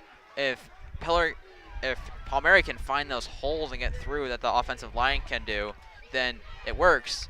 But if it doesn't, he doesn't have the physical strength to power through some of these offensive line blockages that Pillar can. So that is kind of a double-edged sword here. So interesting to see what will happen. Pillar lined up in the slot here as a wide receiver, and it's going to be a quick out to Andrew Mellis. Mellis going to take it down the sideline, and he's going to have enough for a first down to the Woodland Hills 40-yard line. New set of downs for Pine Richland. Palmieri, a quick out to Andrew Mellis, able to get the first down and more. Yeah, I think that's probably the most that you'll see from Ryan Palmieri, be able to just get those short passes off. That's a first positive reception for Pine Richland. That's definitely something you want to see, but that'll open up the playbook a bit more, seeing if Palmieri can get some more positive pass plays here. Obviously, the key is getting the receiver to catch the ball, of course. But 3.5 minutes and running here on this third quarter clock. Another quick screen out to Andrew Mellis. He makes a couple men miss, but wrapped up by multiple Woodland Hills defenders behind the line of scrimmage. That's about a loss of 3 on the play. Loss of 4, they'll spot it. And that will set up Pine Richland at the 46-yard line for this second down and long. Honestly, this seems kind of obvious, but I think you definitely want to mix it up here, because that was the exact same play. So if you do want to make pass plays, go with maybe some short slants here, little cross route, and then get some short throws so Palmieri can still feel confident in throwing it and not having to run it, but still being able to spice it up a bit. Pillar moving to the left of Palmieri, and it's going to be a quick QB power to Palmieri to the left side, trying to get the edge. and he tried to cut it upfield but slips. We've seen that multiple times this game from Palmieri, just with all the wetness on the field, unable to get his footing. Moving about 2 yards up the field, and that'll bring up a 3rd down and 12 here for Pine Richland. Yeah, I think if he had followed Ethan Pillar there, who was sort of his lead blocker, he probably would have gotten more positive yards because he was just making that hole work.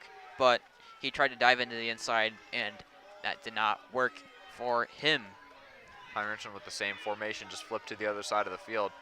Pillar moving from the left of Palmieri back out to the slot where he was originally. And Palmieri's going to take the snap. Quick look to the outside, but taking it just up the middle, and he's going to get right back to the original line of scrimmage, and that'll bring up 4th and 10 here for Pine Richland. And it looks like Joey Perry will be coming on the field to punt this football. Yeah, he's definitely going to have to make a really high punt here, kicking from your own 45-yard line as we get a player down the field there. Not sure what's going on there, but looks like it might be an equipment timeout. Looks like number 4 for Woodland Hills tying his shoes. That's Noah Hutcherson. Or a media timeout. That's most likely at the KDKA radio here. Nice to see them covering this game. So both teams going to their sidelines. Pine Richland will punt the football here most likely unless they come out with a new formation here on 4th down and 10. A minute 52 now left in the second half, or in the 3rd quarter here. But yeah, I think the clock will continue to run. I think it's a good punt here for Joe Perry because he's a bit far back, so that's not gonna guarantee a touchback, but you can probably get a high punt here and get it pretty close into. Perry kicking against the wind. A nice low punt spiraling down towards the goal line, and it's gonna take a really nice Pine Richland bounce, and it's gonna be stopped by Tanner Cunningham right at the 4-yard line, and that'll book back Woodland Hills way up. Yeah, that's kind of like I said, just high punt there, just pin it deep for Woodland Hills, and they were able to do so, put it at the 3-yard line, or the 4-yard line, I believe, for Woodland Hills, and that's definitely something you want to do for, as Pine Richland here, just pin them deep, and then hopefully get some good stops here, and then get really good field position so you don't have to do as much work. Joey Perry, arguably one of the more valuable players so far now on Pine Richland, with a sack in this game and 4 really nice punts. And I would argue Grant Argiro, he got that 35-yard field goal, so definitely something, and you can hear it's going to be Cameron Walter handing it off up the middle to Frank Keys, and he's going to be stopped right at the line of scrimmage. No gain on the play. The Pine Richland defensive line just rallying towards the middle of the field, able to make the stop. Yeah, you can hear that Pine Richland fan base. You said there weren't many people there. Well, I can hear them from here, so they're definitely getting loud. So the student section decked out in camo for Veterans Day. And there is a player down on the field for Pine Richland. Looks like there's 2. 2 players down on the field. You are correct. That is definitely not something you want to see after that good play there. Hopefully they're not too badly injured. And as we stated earlier in the game, there's already 2 players out for Pine Richland in this game. Evan Johnson, one of the starters on this Pine Richland defense, and Andrew Sermonera, another starter. So we will have to see what Pine Richland can do here with all these subs coming in. Yeah, one of them walking off the field there. It looks like it's number 7, John Rottinghouse, walking off the field. Yeah, he looks like he is walking off, but I think he probably will be done for the day, as the other one's still on the ground there. So a minute 15 now left in the 3rd quarter. 9-6, Pine Richland. Woodland Hills backed up way in their own territory at their own 4-yard line, as there's still a player down on the field for Pine Richland. But yeah, Woodland Hills started to come back out onto the field, getting their offense set up. I'd just like to say thank you to all our veterans who are watching here at this game or at home. Thank you for your service, and happy Veterans Day. Obviously, this is the day where we celebrate veterans, but we want to do that. Got to celebrate the people that served in our military and thank them. So thank you, veterans. Definitely. And as you saw in the earlier shot, the rain just still coming down in buckets here. The light's really showing it. And I don't think it will stop for the rest of this game. The rain's supposed to be coming down for the rest of the night till about 11 o'clock. And with how fast this game has been going so far, I don't think we'll reach that point. So the rain will continue to come down. The wind has tampered down a little bit. As we get a look here at the other game in the WPIAL playoffs here. Upper St. Clair taking a 14-7 lead over Bethel Park in the third. Bethel Park, the 1 seed in here, but Upper St. Clair upsetting Gateway at this stadium last week, winning 21-14. They might be able to do that again here. The 5 seed winning against the 1 seed right now. Pine Richland does not have any experience with either of those teams this season, but we'll have to see. I'm not sure Woodland Hills has played them yet this season either. I can't confirm nor deny that, but this Pine Richland player is still down here, so not entirely sure what they might do. But this is a scary scene here. Hopefully he's not seriously injured, but definitely something you don't want to see at all. It's always painful to see an injured player down the field, especially for so long. Definitely, we'll have to see. And I will say, what happens here. Yeah, I will say I appreciate the concern from both teams here, keeping somewhat of a distance. But Woodland Hills right in this end zone here, just checking on him, making sure this Pine Richland player is okay. And as you can see, the team watching from about 20 yards out. And the Pine Richland player is going to be carried off the field. Fan bases of both teams clapping as he's being supported off the field.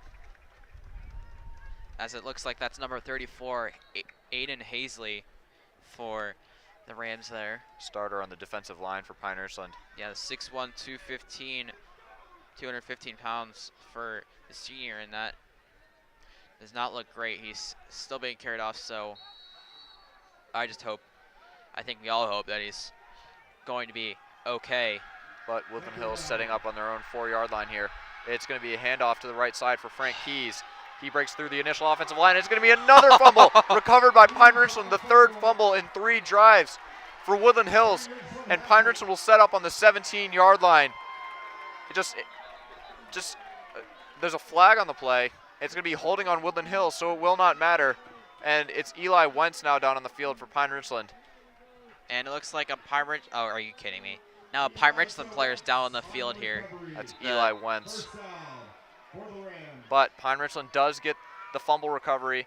59 seconds now left in the 3rd quarter here. The third fumble in 3 drives for Woodland Hills to start this second half. Yeah, those have been absolutely precarious for this Woodland Hills team. They've been able to just lose the ball every time, and the Pine Richland player jogging off the field here. Looks like that's 33 for the Rams. Elijah Wentz. Yeah.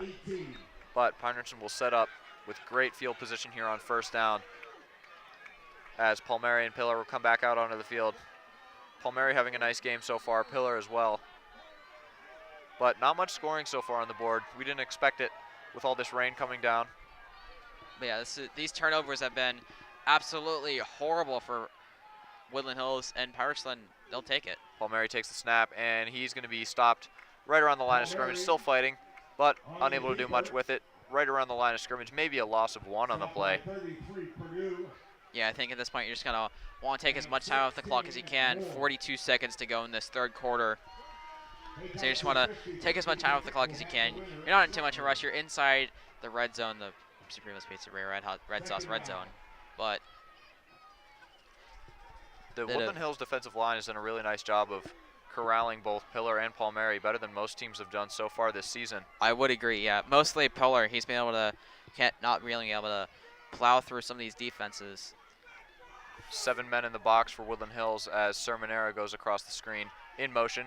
But it's going to be Palmieri stumbling forward, and he's going to be stonewalled. But the Pine Richland offensive line pushing him forward, still no whistle, and he's going to be taken down right around the 5-yard line. A 1st down for Pine Richland, and the sideline for the Rams just getting absolutely fired up after that huge effort from the Pine Richland offensive line and Palmieri, and that will be the end of the 3rd quarter. Pine Richland 9, Woodland Hills 6. Yeah, that was just unrelenting by Pine Richland there. They are not letting Brian Palmieri stop there. And that was just a great effort there. So that's definitely going to hype this Pine Richland team up here. And the fan base becoming even louder here as the game grows old.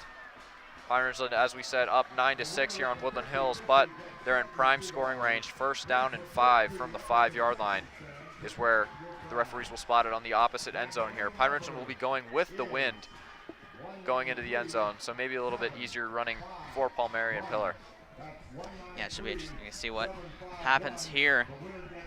But this is a good look for Pine Ridgeland, 1st and 7. So 1st and goal for the Rams. That was extremely crucial there. So they get pretty close so they can kick a field goal here or most likely get a touchdown.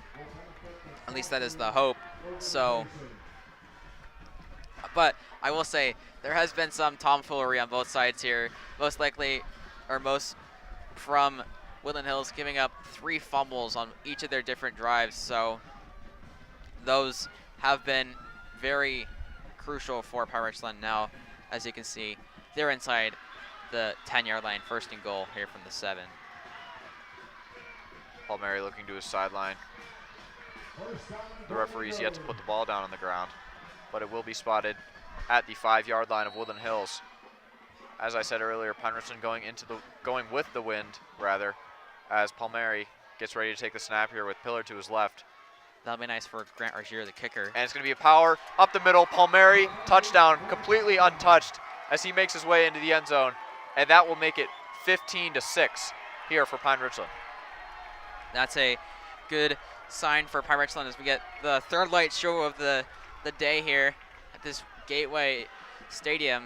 Kind of fun little trick they got, but this is a good sign for Grant Argier here.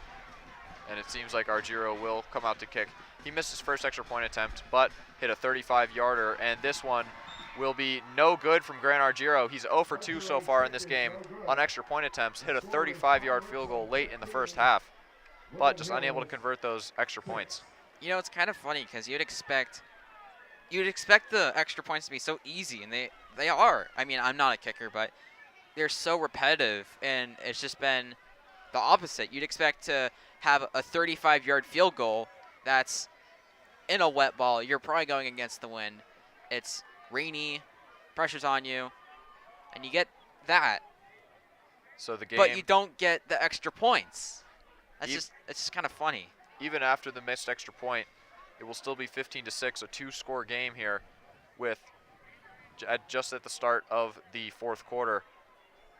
And the Pine Ridgeland kicking unit will come out onto the field along with the Woodland Hills special teams. The Pine Ridgeland fan base getting absolutely fired up. The student section, there's not many people here, but boy are they loud. Loud and proud for this WPIAL semifinal here. The winner taking on Bethel Park or Upper St. Clair, and as far as we know, Upper St. Clair winning that one. And that's a game to keep your eye on at home if you're watching this one. We will keep you updated on that soon. Essentially the Big East Conference Championship, this one the Northeast Conference. Argiro's kick is high and deep, and this one will settle in the back of the end zone, and that will be a touchback. Woodland Hills will set up at the 25-yard line where they will start their 4th drive of this second half. Woodland Hills 3 fumbles on their first 3 drives of the second half, unable to do much on offense. Frank Keys with 2 fumbles and 1 fumble from the quarterback, Cameron Walter, rather. So we'll have to see if Woodland Hills can fix their mistakes here. Yeah, it's just been interesting because I wonder how much of that has been the defense clutching up, and then the other half of that is, because I remember seeing on that last one, running back going down on the ground here after being tackled, and he just lost the football, so how much of it is the slippery ball with this rain? So that's definitely playing into the hands of Pine Ridgeland if that's the case. Cameron Walter takes the snap and runs to his left, throwing across his body down the field, and it's going to be in and out of the hands of number 24, William Smith on the sideline. I think it might have been tipped by either number 33, Elijah Wentz, or Bryce O'Brien on that side of the field by Pine Ridgeland, but nonetheless, no completion for Woodland Hills, and that'll bring up 2nd and 10. Yeah, I think they're trying to prevent any sort of fumbles here, going for more of a run-heavy offense and also, or a pass-heavy offense. And I think that also reduces the amount of time. You got only around 10-second play there. So if you run it, it's a short gain or a loss, you're taking time off the clock. But if you're going for an incomplete pass, it stops once the ball hits the ground. And Cameron Walter on a reverse to William Smith Smith gets the edge, and he makes one man miss, but pushed out of bounds around the 33-yard line. That'll be good for Woodland Hills first down. Yeah, that was Ryan Palmieri who missed that one. I think he was looking for a legal block in the back there, or holding, but did not get that. So first down for Woodland Hills on that one, as time continues to roll down. Actually does not, because they moved the chains. So another bit of a trick play there from Woodland Hills. We've seen a couple creative play calls from their coaching staff so far this game. Another one there going for a first down. Yeah, I'm surprised Pine Richland hasn't done that one. That seems like some play that they would do. Reverse, I mean, they haven't done it yet. Cameron Walter takes the snap and looks to his left, and that's going to be a high looping pass, but only goes about 6 yards down the field. Caught by a Woodland Hills wide receiver. That's number 10. That's Adam Gainham on the left side of the field for about a gain of 6 yards. That'll bring up second down and 4. Yeah, throwing the ball away quickly there because Joe Perry was pressuring him there. Hit it as he threw it. So, but a quick, accurate pass there. High one, might I add. Well, I think that's something you want to do. Get a high pass so that it's easier to catch. So you're not catching it at your chest. You're catching it with your hands, more in a sort of vertical mode. I don't know what I'm saying. A minute now has gone by here in the fourth quarter. 11 minutes to go in this game. As Cameron Walter hands it off to William Smith up the middle, and he's going to have a first down. The ball comes out once again. And Pine Richland. And Pine Richland recovered again. I think. Looks like they're going to call the ball dead. Nope, Pine Richland does have it. And correction on that play, that was number 22, Ramir Davis, who ran the ball up the middle. Yeah, I can see the side judge calling the fumble on Pine Richland there, so another. We'll have to see what the referees decide to do here, I think. Looks like that, yes, looks like that is. Yes, that is They Pine are Richland. going to give Pine Richland the football. The fourth fumble in as many drives here in the second half for Woodland Hills. No turnovers yet from Pine Richland. So just mistake-free football for the Rams has taken the lead over the Woodland Hills Wolverines, who have had 4 turnovers in just 4 drives here in the second half. And these turnovers have been so costly because Woodland Hills have been trying to gain some momentum. They have gotten some momentum, but all that's just been nullified by this ball just getting loose. Palmieri gonna take the ball up the middle, and he's not gonna have much on the play, maybe a gain of 1 down to the Woodland Hills 47-yard line. Nice little run there. That's just going to take some more time off the clock here. You got a 2-score game, 10 minutes, 35 and counting. So I think Arsenal's just going to take it easy, just chew clock here, and just get down the field as leisurely as they possibly can, I think.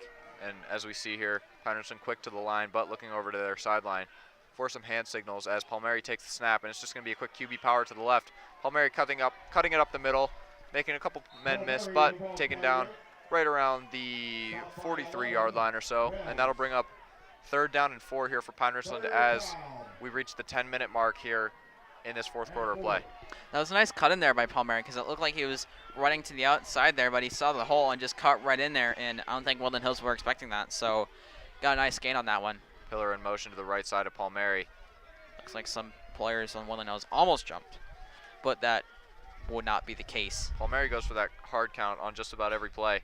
But Pillar moving to the right side of Palmieri as he's going to take the snap, and another QB power out to the right side. Palmieri making one man miss, runs into his own guy at around the 35-yard line, but able to push through and carry a couple defenders down to the 28-yard line or so of Woodland Hills. And that'll be a new set of downs for Pine Richland as we have 9.5 minutes left here in the fourth quarter. That was a good run there by Palmieri, being able to get the first down there, so getting some positive yards there and getting that first down and getting about 10, I believe, on that. So definitely something you want to do as time continues to roll down with these run plays here. Palmieri lined up with Pillar to his left, 3 receivers on the bottom of your screen. Palmieri's going to take it up the middle himself, and he's going to have not much going, but a gain of about 3 or 4 yards on the play. And that'll bring it down inside the 25-yard line of Woodland Hills. Solid run there by Palmieri, just getting positive yards there. Just sort of like Smash Mouth offense, just getting positive yardage. As long as you're getting positive yardage here, you're rolling the clock, you're getting that positive gains, is moving down the field. That's definitely what they want to do. So they're going to mark it as a gain of 4 here, second down and 6 for the Pine Richland Rams on this offensive drive. Pillar moving from the left to the right of Palmieri.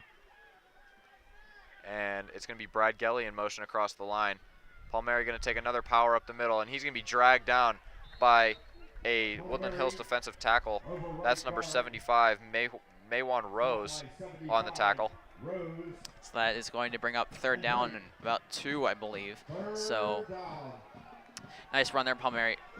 Getting a couple of yards. That's 1, so third down and 1. Or third down and 5 with just under 8 minutes to go. So just getting those positive yards doesn't have to be a lot. Just got to get those positive yards here. Get down the field, probably score. But I think it's really nice that Promise is just taking their good old time, run that play clock down as much as they would like to. Pine Richland has done a great job converting these third downs. And Palmieri's going to take another QB power to the outside, unable to do anything with it, and he's going to lose a yard on the play. And that'll make it 4th down and 6. We'll see if Coach Ladon decides to bring out Grant Argiro for another long field goal here. That would be a 35-yarder, which Argiro did get in the first half. That will be interesting to see as the clock continues to run here. So 4th and 6, looks like they're going to go for it here. Got nothing much to lose.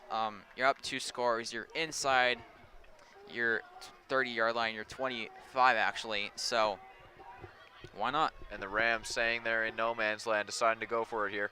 Yeah, looks like 4th down and 6. Just under 7 minutes to go here in the 4th quarter. They're going to let this clock run down. And it's going to be a timeout from Coach Ladon with 1 second left on the play clock.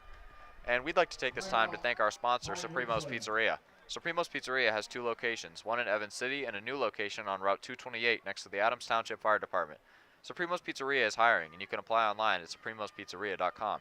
You can also order at the same address, supremospizzeria.com. Supremos Pizzeria, where taste reigns supreme. I'd say this game has been pretty supreme for Pirates so far, especially Ryan Palmieri. He's been able to evade, I guess. Is there like a different word you had? I don't know. I'm not sure, but just Pine Richland will have to be able to get this ball into the Supremos Pizzeria red sauce red zone to get a first down. And as you can see on your out-of-town scores, Upper St. Clair up 17-7 on the number 1 seed Bethel Park. So an upset brewing there, and the winner of this game will most likely see Upper St. Clair in the WPIAL Championship unless something drastic changes. But 17-7, Upper St. Clair over Bethel Park, a game to watch here. Yeah, the 5 seed of Upper St. Clair going on a Cinderella run of sorts. Not exactly the 8 seed, but going on a good run in this playoff. As Palmieri is going to take another QB power to the right side, and he's able to break through a defender, and he's going to get first down yardage down into the red sauce red zone, and able to get down to the 17-yard line, and that's going to be a first down for Pine Richland as the clock will continue to run. 6 minutes and 40 seconds now left in this 4th quarter. That's a good run there by Palmieri, and a good gain, getting about 6 on that one. So crucial there, gonna keep the clock running 6.5 minutes now. So you gotta freshen it down to your 17 at the 17-yard line. So you're in a good position for Pine Richland, but that is definitely the case. And Pillar moving to the left of Ryan Palmieri. 3 receivers out wide for Pine Richland. Sermonera in at tight end. It's going to be another QB power up the middle for Ryan Palmieri. We've seen that a bunch on this drive, able to push forward for about 4 yards on the play, and that'll bring up 2nd down and 6.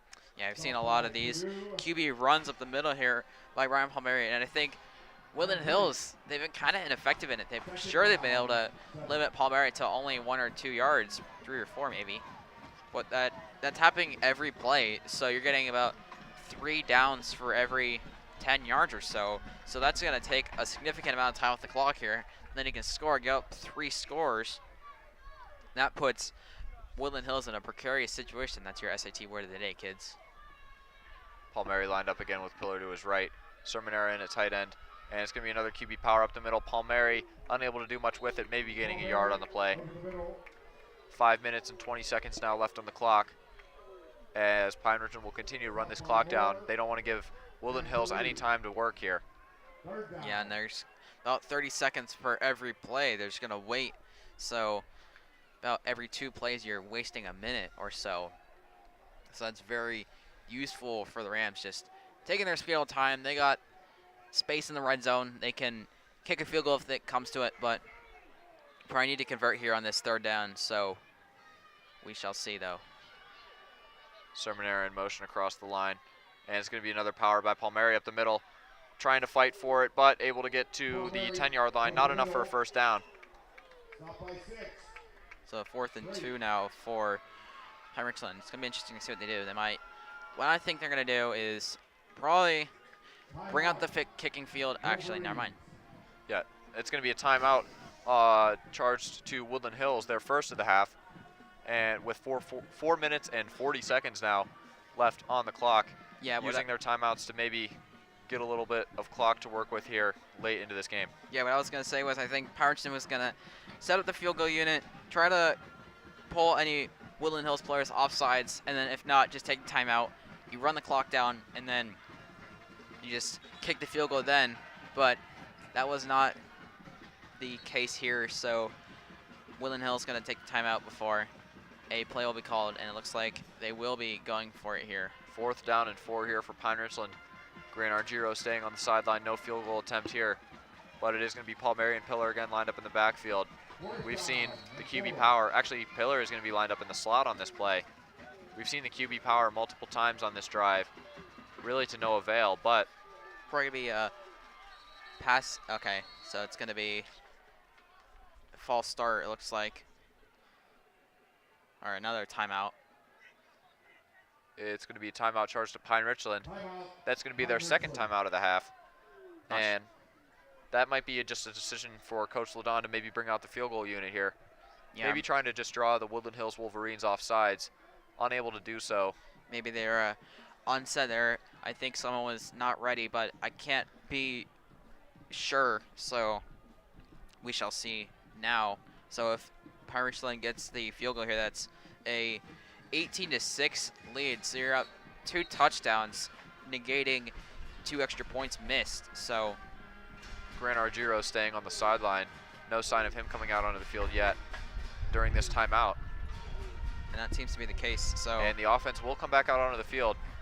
Palmieri and Pillar, look to them to maybe make a play here on this 4th down and 4 from the Woodland Hills 10-yard line.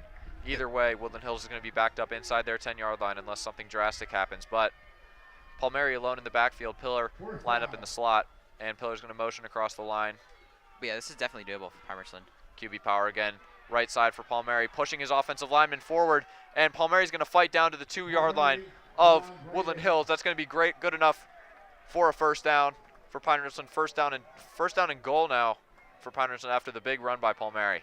And that's really good because they now have 4 downs to just run the clock down. So you got 30 seconds per play, so you get about 2 minutes or so for this drive. Unless you just run the clock out, just take your good old time, just run it. I think you probably don't want to score here, though it might be teasing. Pillar in motion to the left side. Palmieri just going to take it untouched up the middle. There is a flag on the play. I think it's going to be a holding on Pine Richland. Palmieri untouched into the end zone, maybe a little bit of help from a penalty, and it is going to be holding on the Pine Richland offensive line. That'll back them up to around the 12-yard line. We get a lights show from this Gateway Stadium, but it is no touchdown there on the play, and the ball will be backed up to the 12-yard line of Woodland Hills, as Pine Richland will just have to go that much further.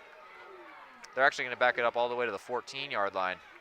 But yeah, that's actually really nice for Pine Richland because they can have the running room to get some short plays here. Still got to get to that goal line, but Definitely first and goal for Pine Richland from the 14. Maybe we'll try to run the clock out here a little bit.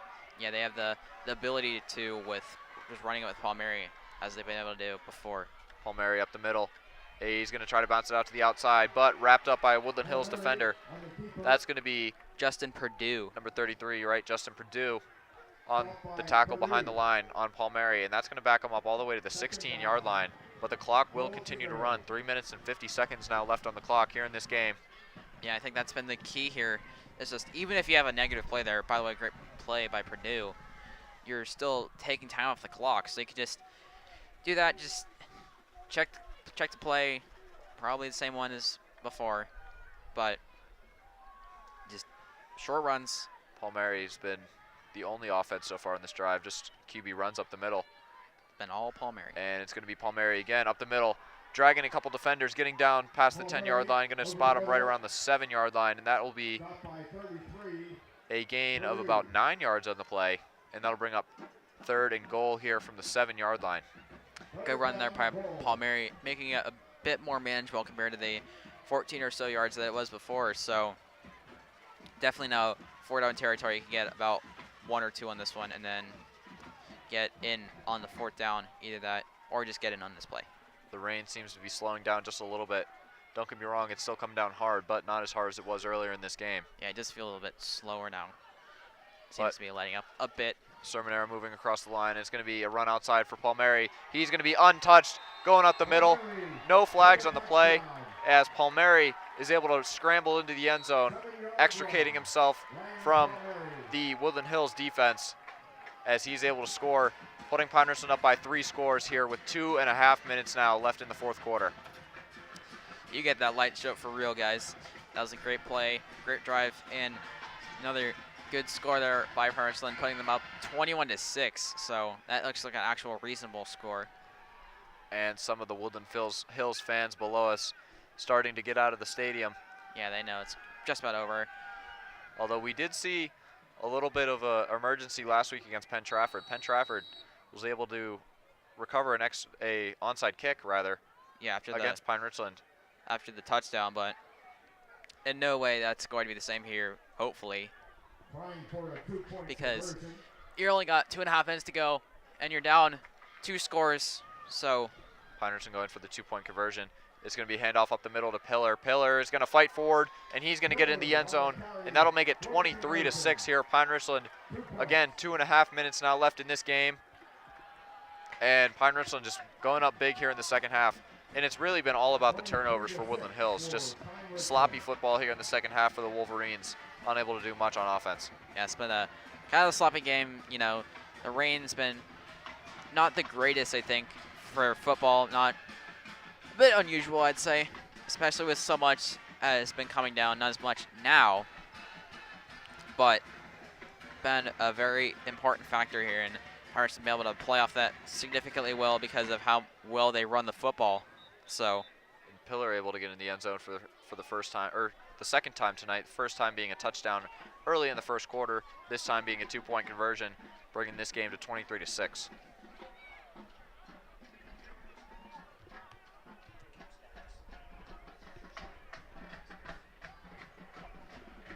So the Pine Richland kicking unit, Grant Argiro, the kicker, coming out to boot this one away deep to Woodland Hills. The Woodland Hills receiving unit up towards the 15-yard line to receive this. We've seen a couple squib kicks from Grant Argiro, just trying to keep it low and out of the wind. But he kicked the last one deep out of the back of the end zone for a touchback. We'll see what he elects to do here. Should be interesting choice here. I would guess go for the squib kick, take some time with the clock, but we'll see. And it's going to be a high, deep kick to the right side of the field by Grant Argiro. It's going to be taken right around the 2-yard line by Woodland Hills. And a lane up the middle, and he's still on his feet. That's number 26. That's going to be Amir Brown taking it all the way down the sideline, and he is going to step out of bounds right around the 15-yard line. A huge return from Woodland Hills. And maybe some of the Woodland Hills fans starting to come back into the stadium here after the huge electric return by Amir Brown. I think we're having a sense of deja vu here. So that was a really good return there. Really good blocking by Woodland Hills there to get their guy down inside that 20 or 25-yard line. But that's just gonna make things a little more stressful here. Still up 2 scores, 2.5, I think. So gonna have to pull something out of their sleeve here, I think, Woodland Hills. But Woodland Hills still has 2 timeouts left. They took one earlier with about 4 minutes left on the clock. 2 minutes, 20 seconds now left in the game. It will not be easy, that's for sure. And that's the quarterback. He's going to take off. He's going to throw to the right side, and that's going to be a touchdown for Woodland Hills. Number 9, Sincere Rutherford, getting the touchdown pass from Cameron Walter, the freshman quarterback, as a light show goes off here, and that will make it 23-12 here. Pine Richland still up on Woodland Hills. 2 minutes and 12 seconds now left on the clock.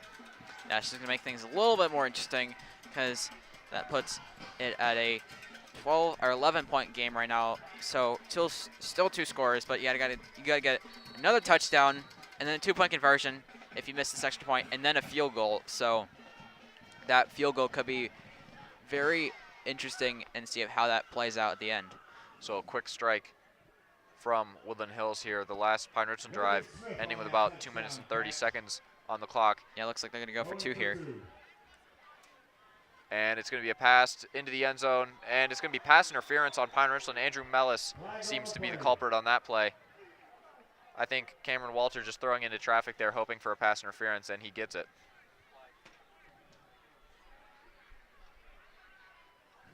And that will be the case there. And it is going to be pass interference.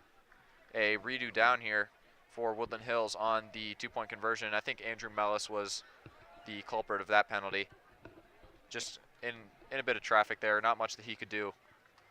Yeah, it'll be interesting to see if, looks like Woodland Hills is going to go for the try again, but it would be interesting to see if they did go for the safe route here, just kick the extra point. You'd be closer half the distance, but you're going to get about a 2-yard play here, so you're probably going to just run up the middle, get the 2 points.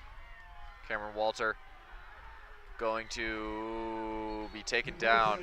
That actually is going to be Frank Keys out to the right side, and he's going to be taken down at the 5-yard line behind the line of scrimmage. And that will keep the score at 23, Pine Richland, Woodland Hills 12, as it will stay a 11-point game here late into this fourth quarter. 2 minutes, 12 seconds still left on the clock. We'll see what Pine Richland elects to do here. As I mentioned earlier, Woodland Hills still has 2 timeouts left on the board. We'll see how they elect to use them. Yeah, but you have to first get a touchdown once again, then get the 2-point conversion, and then get a field goal to tie it. So just a tie. Yeah, as you can see, the rain letting up just a little bit, but still coming down significantly. Also, I'd just like to say, those 2 holes there, if you tilt down on this one, or one of them, it has the blue, and the other one has a green, so it kind of signifies whose side is which. I just find it kind of cool. So Pine Richland, I would expect, is going to bring out their hands team here. We would have to expect a Woodland Hills onside kick here this late in the game, down 2 scores. Absolutely. But yeah, like I said, this is a very nice gateway field. We've been grateful to have them here, and it looks like, yes, they're going to set up for an onside kick recovery. The hands team is out on the field. Talon Hill wrestler rather, back deep to return. And now if you remember, if they were to go deep. Yeah, and if you remember, the last time this happened, last week against Penn Trafford actually got it and then scored again. Woodland Hills going with a different approach than Penn Trafford. Penn Trafford went with 3 kickers running up to the ball. They went with the soccer route. Woodland Hills just going to have 1 kicker running up towards the ball.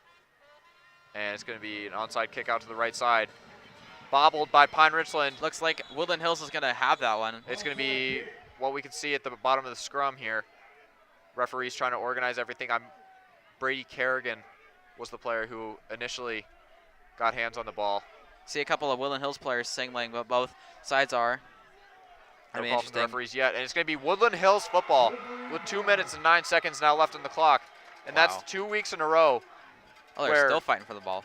2 weeks in a row, William Smith got the recovery for Woodland Hills. 2 weeks in a row for Pine Richland, where they have been unable to recover an onside kick. And that will set up a huge opportunity here for Woodland Hills to maybe get themselves back in this game. Yeah, they have to.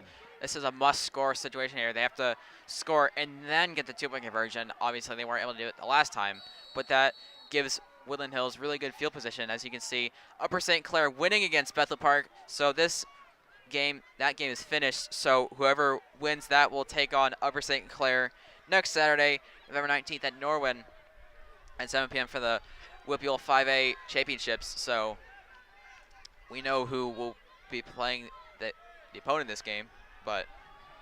And it's going to be a deep pass down the field, and it's going to be incomplete. Cameron Walter going deep down the field to number 11, Austin Wells, unable to connect. Andrew Mellis in coverage, doing well there to just keep Austin Wells away from the football, and that'll bring up 2nd down and 10 from the Woodland Hills 47-yard line. Yeah, there's no pass interference there because Wells had to turn around there to try and get that and dove and wasn't able to reach that. So no harm, no foul there. And that's a good attempt there by Woodland Hills. I think they're going to try to do that more because that stops the clock with 2 minutes, 4 seconds to go here. 2nd and 10 now. Woodland Hills still with 2 timeouts left on the board, as Cameron Walter is going to line up with Frank Keys to his right. Walter's going to drop back, look to his left, fumble the ball on the back up, and it's going to be recovered by Pine Richland. down at the 27-yard line. Cameron Walter just went back to throw the football, and just like Jameis Winston back in his Florida State days, just fumbled the football on his way back. And Pine Richland recovers the 5th fumble for Woodland Hills in this half. Just sloppy football from Woodland Hills. Yeah, and that was a great recovery by Max Heckert. Probably the best of anyone on this defense to get a fumble recovery. 106 tackles, 76 of them solo. I'm sure that's more now, but a great fumble recovery there. And if anyone deserves that, that's either Max Heckert or Ryan Palmieri. And the Woodland Hills fans starting to flood out of the stadium. Yep, they know. Probably gonna take a couple run plays to wind down the clock a little bit. Try want to get a first down, and then you can go into victory formation. Palmieri's going to take another QB power. 2 hands on the ball, securely keeping it, not risking any fumbles here. He learned. He's learning from Woodland Hills. He learned a couple of times, about 5. Huh. And it is going to be a timeout charged on Woodland Hills here. And we'd like to take this time to thank our sponsor, Supremos Pizzeria. Supremos Pizzeria has 2 locations, one in Evans City and a new location on Route 228 next to the Adams Township Fire Department. Supremos Pizzeria is hiring, and you can apply online at supremospizzeria.com. You can also order at the same address, supremospizzeria.com. Supremos Pizzeria, where taste reigns supreme.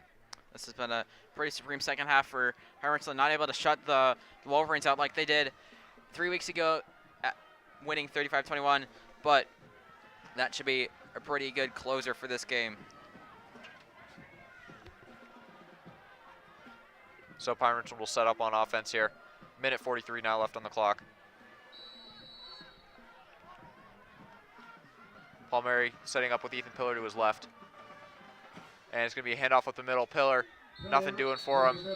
And he's going to be taken down right around the line of scrimmage. And that should probably do it there with 99 seconds to go here. So, and it's going to be another timeout by Woodland Hills. And that will be their last timeout of the game. Yeah, so all Pine Richland needs to do All Pine Richland needs to do now is run a couple plays here, probably get the first down with Ryan Palmieri, Ethan Pillar. They got options, and then just victory formation. Probably, honestly, I don't think you want to get a touchdown here because that just seems kind of excessive and could give Woodland Hills a chance to score again, even though it would be kind of useless to just waste time. So yeah, first down here from Pine Richland would end this game. 23-12, Pine Richland is up on Woodland Hills with a minute 39 now left in the game. 3rd down and 6 for Pine Richland as they come back out onto the field. And right now they're set to take on the 5-seed Upper St. Clair, upsetting Bethel Park, winning at the Cannon McMillan Stadium. And we saw Bethel Park. North Hills was able to keep it close with Bethel Park in the first game of these WPIAL playoffs. So Upper St. Clair just able to do what Woodland Hills wasn't, Yeah, or North Hills rather. Yeah, the 8 seed. As Palmieri takes it to the left, and he's being chased down by multiple Woodland Hills defenders. There is a flag on the play. Palmieri smartly just getting the first down and going down on that play. We'll see what the flag is here. Yeah, he kind of just scooted off to the side there as we get a holding penalty on Pine Richland, but that's going to take some time off the clock, and that's just going to be an annoyance. So 3rd and 6 here with a minute 32 seconds left. They're going to back it up and make it 3rd and 15, it seems. And if Palmieri is able to get the first down here, that would end the game. A minute 32 now left on the clock. That last play taking 7 seconds. Yeah, all you got to do is just get a first down here, or you got a couple plays, get the first down, boom, you're done. First down. All you got to do First down ends this game. Yeah. Palmieri looking to his sideline.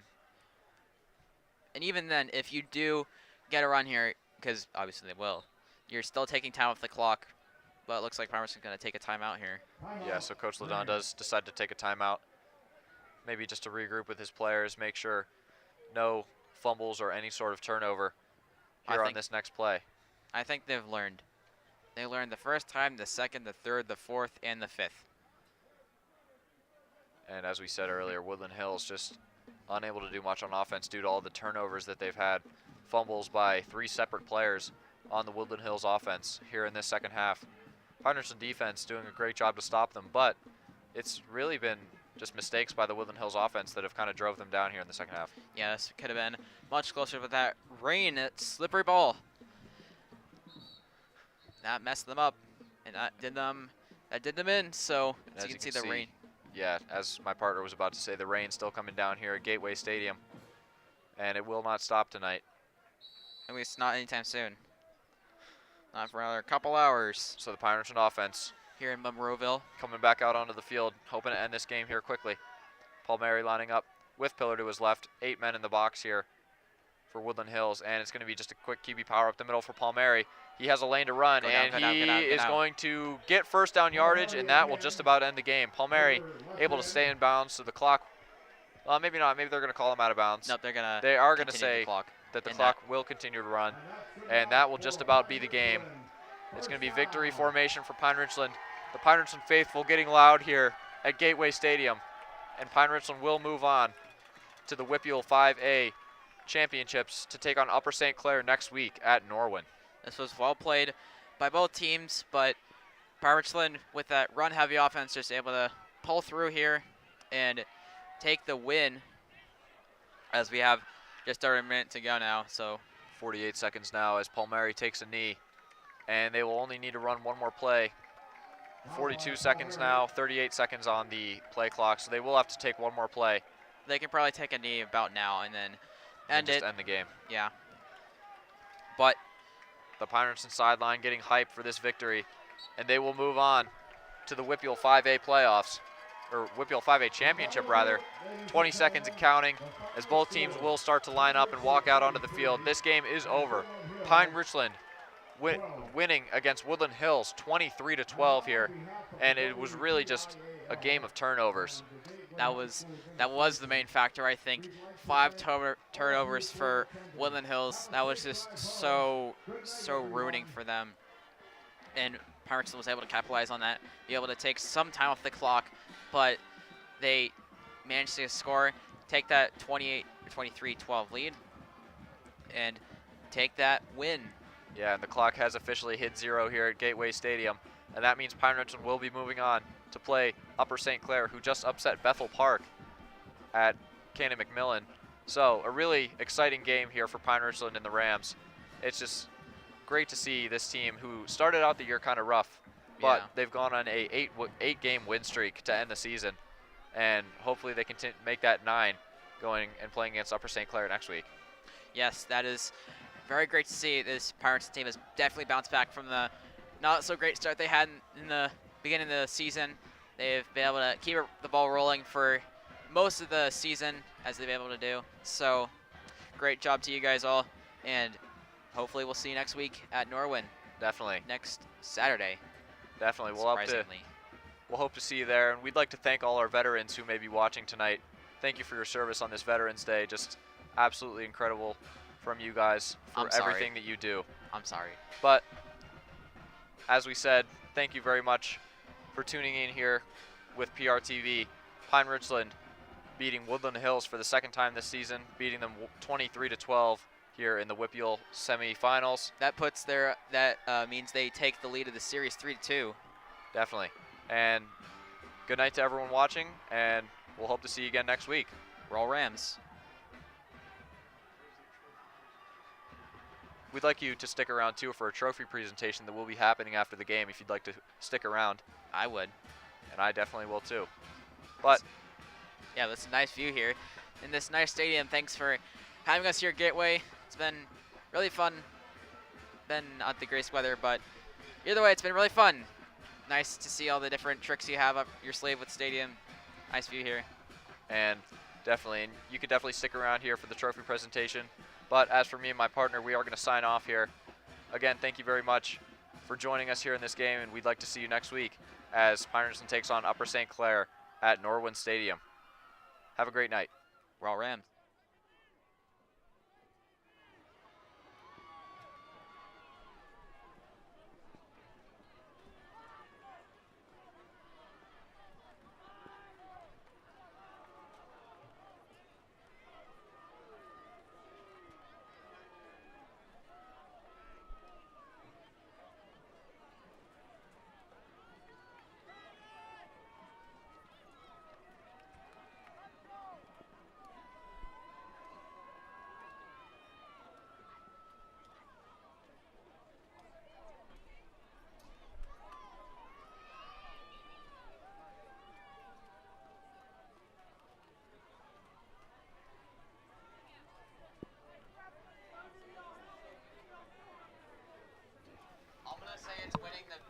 Southeast Conference.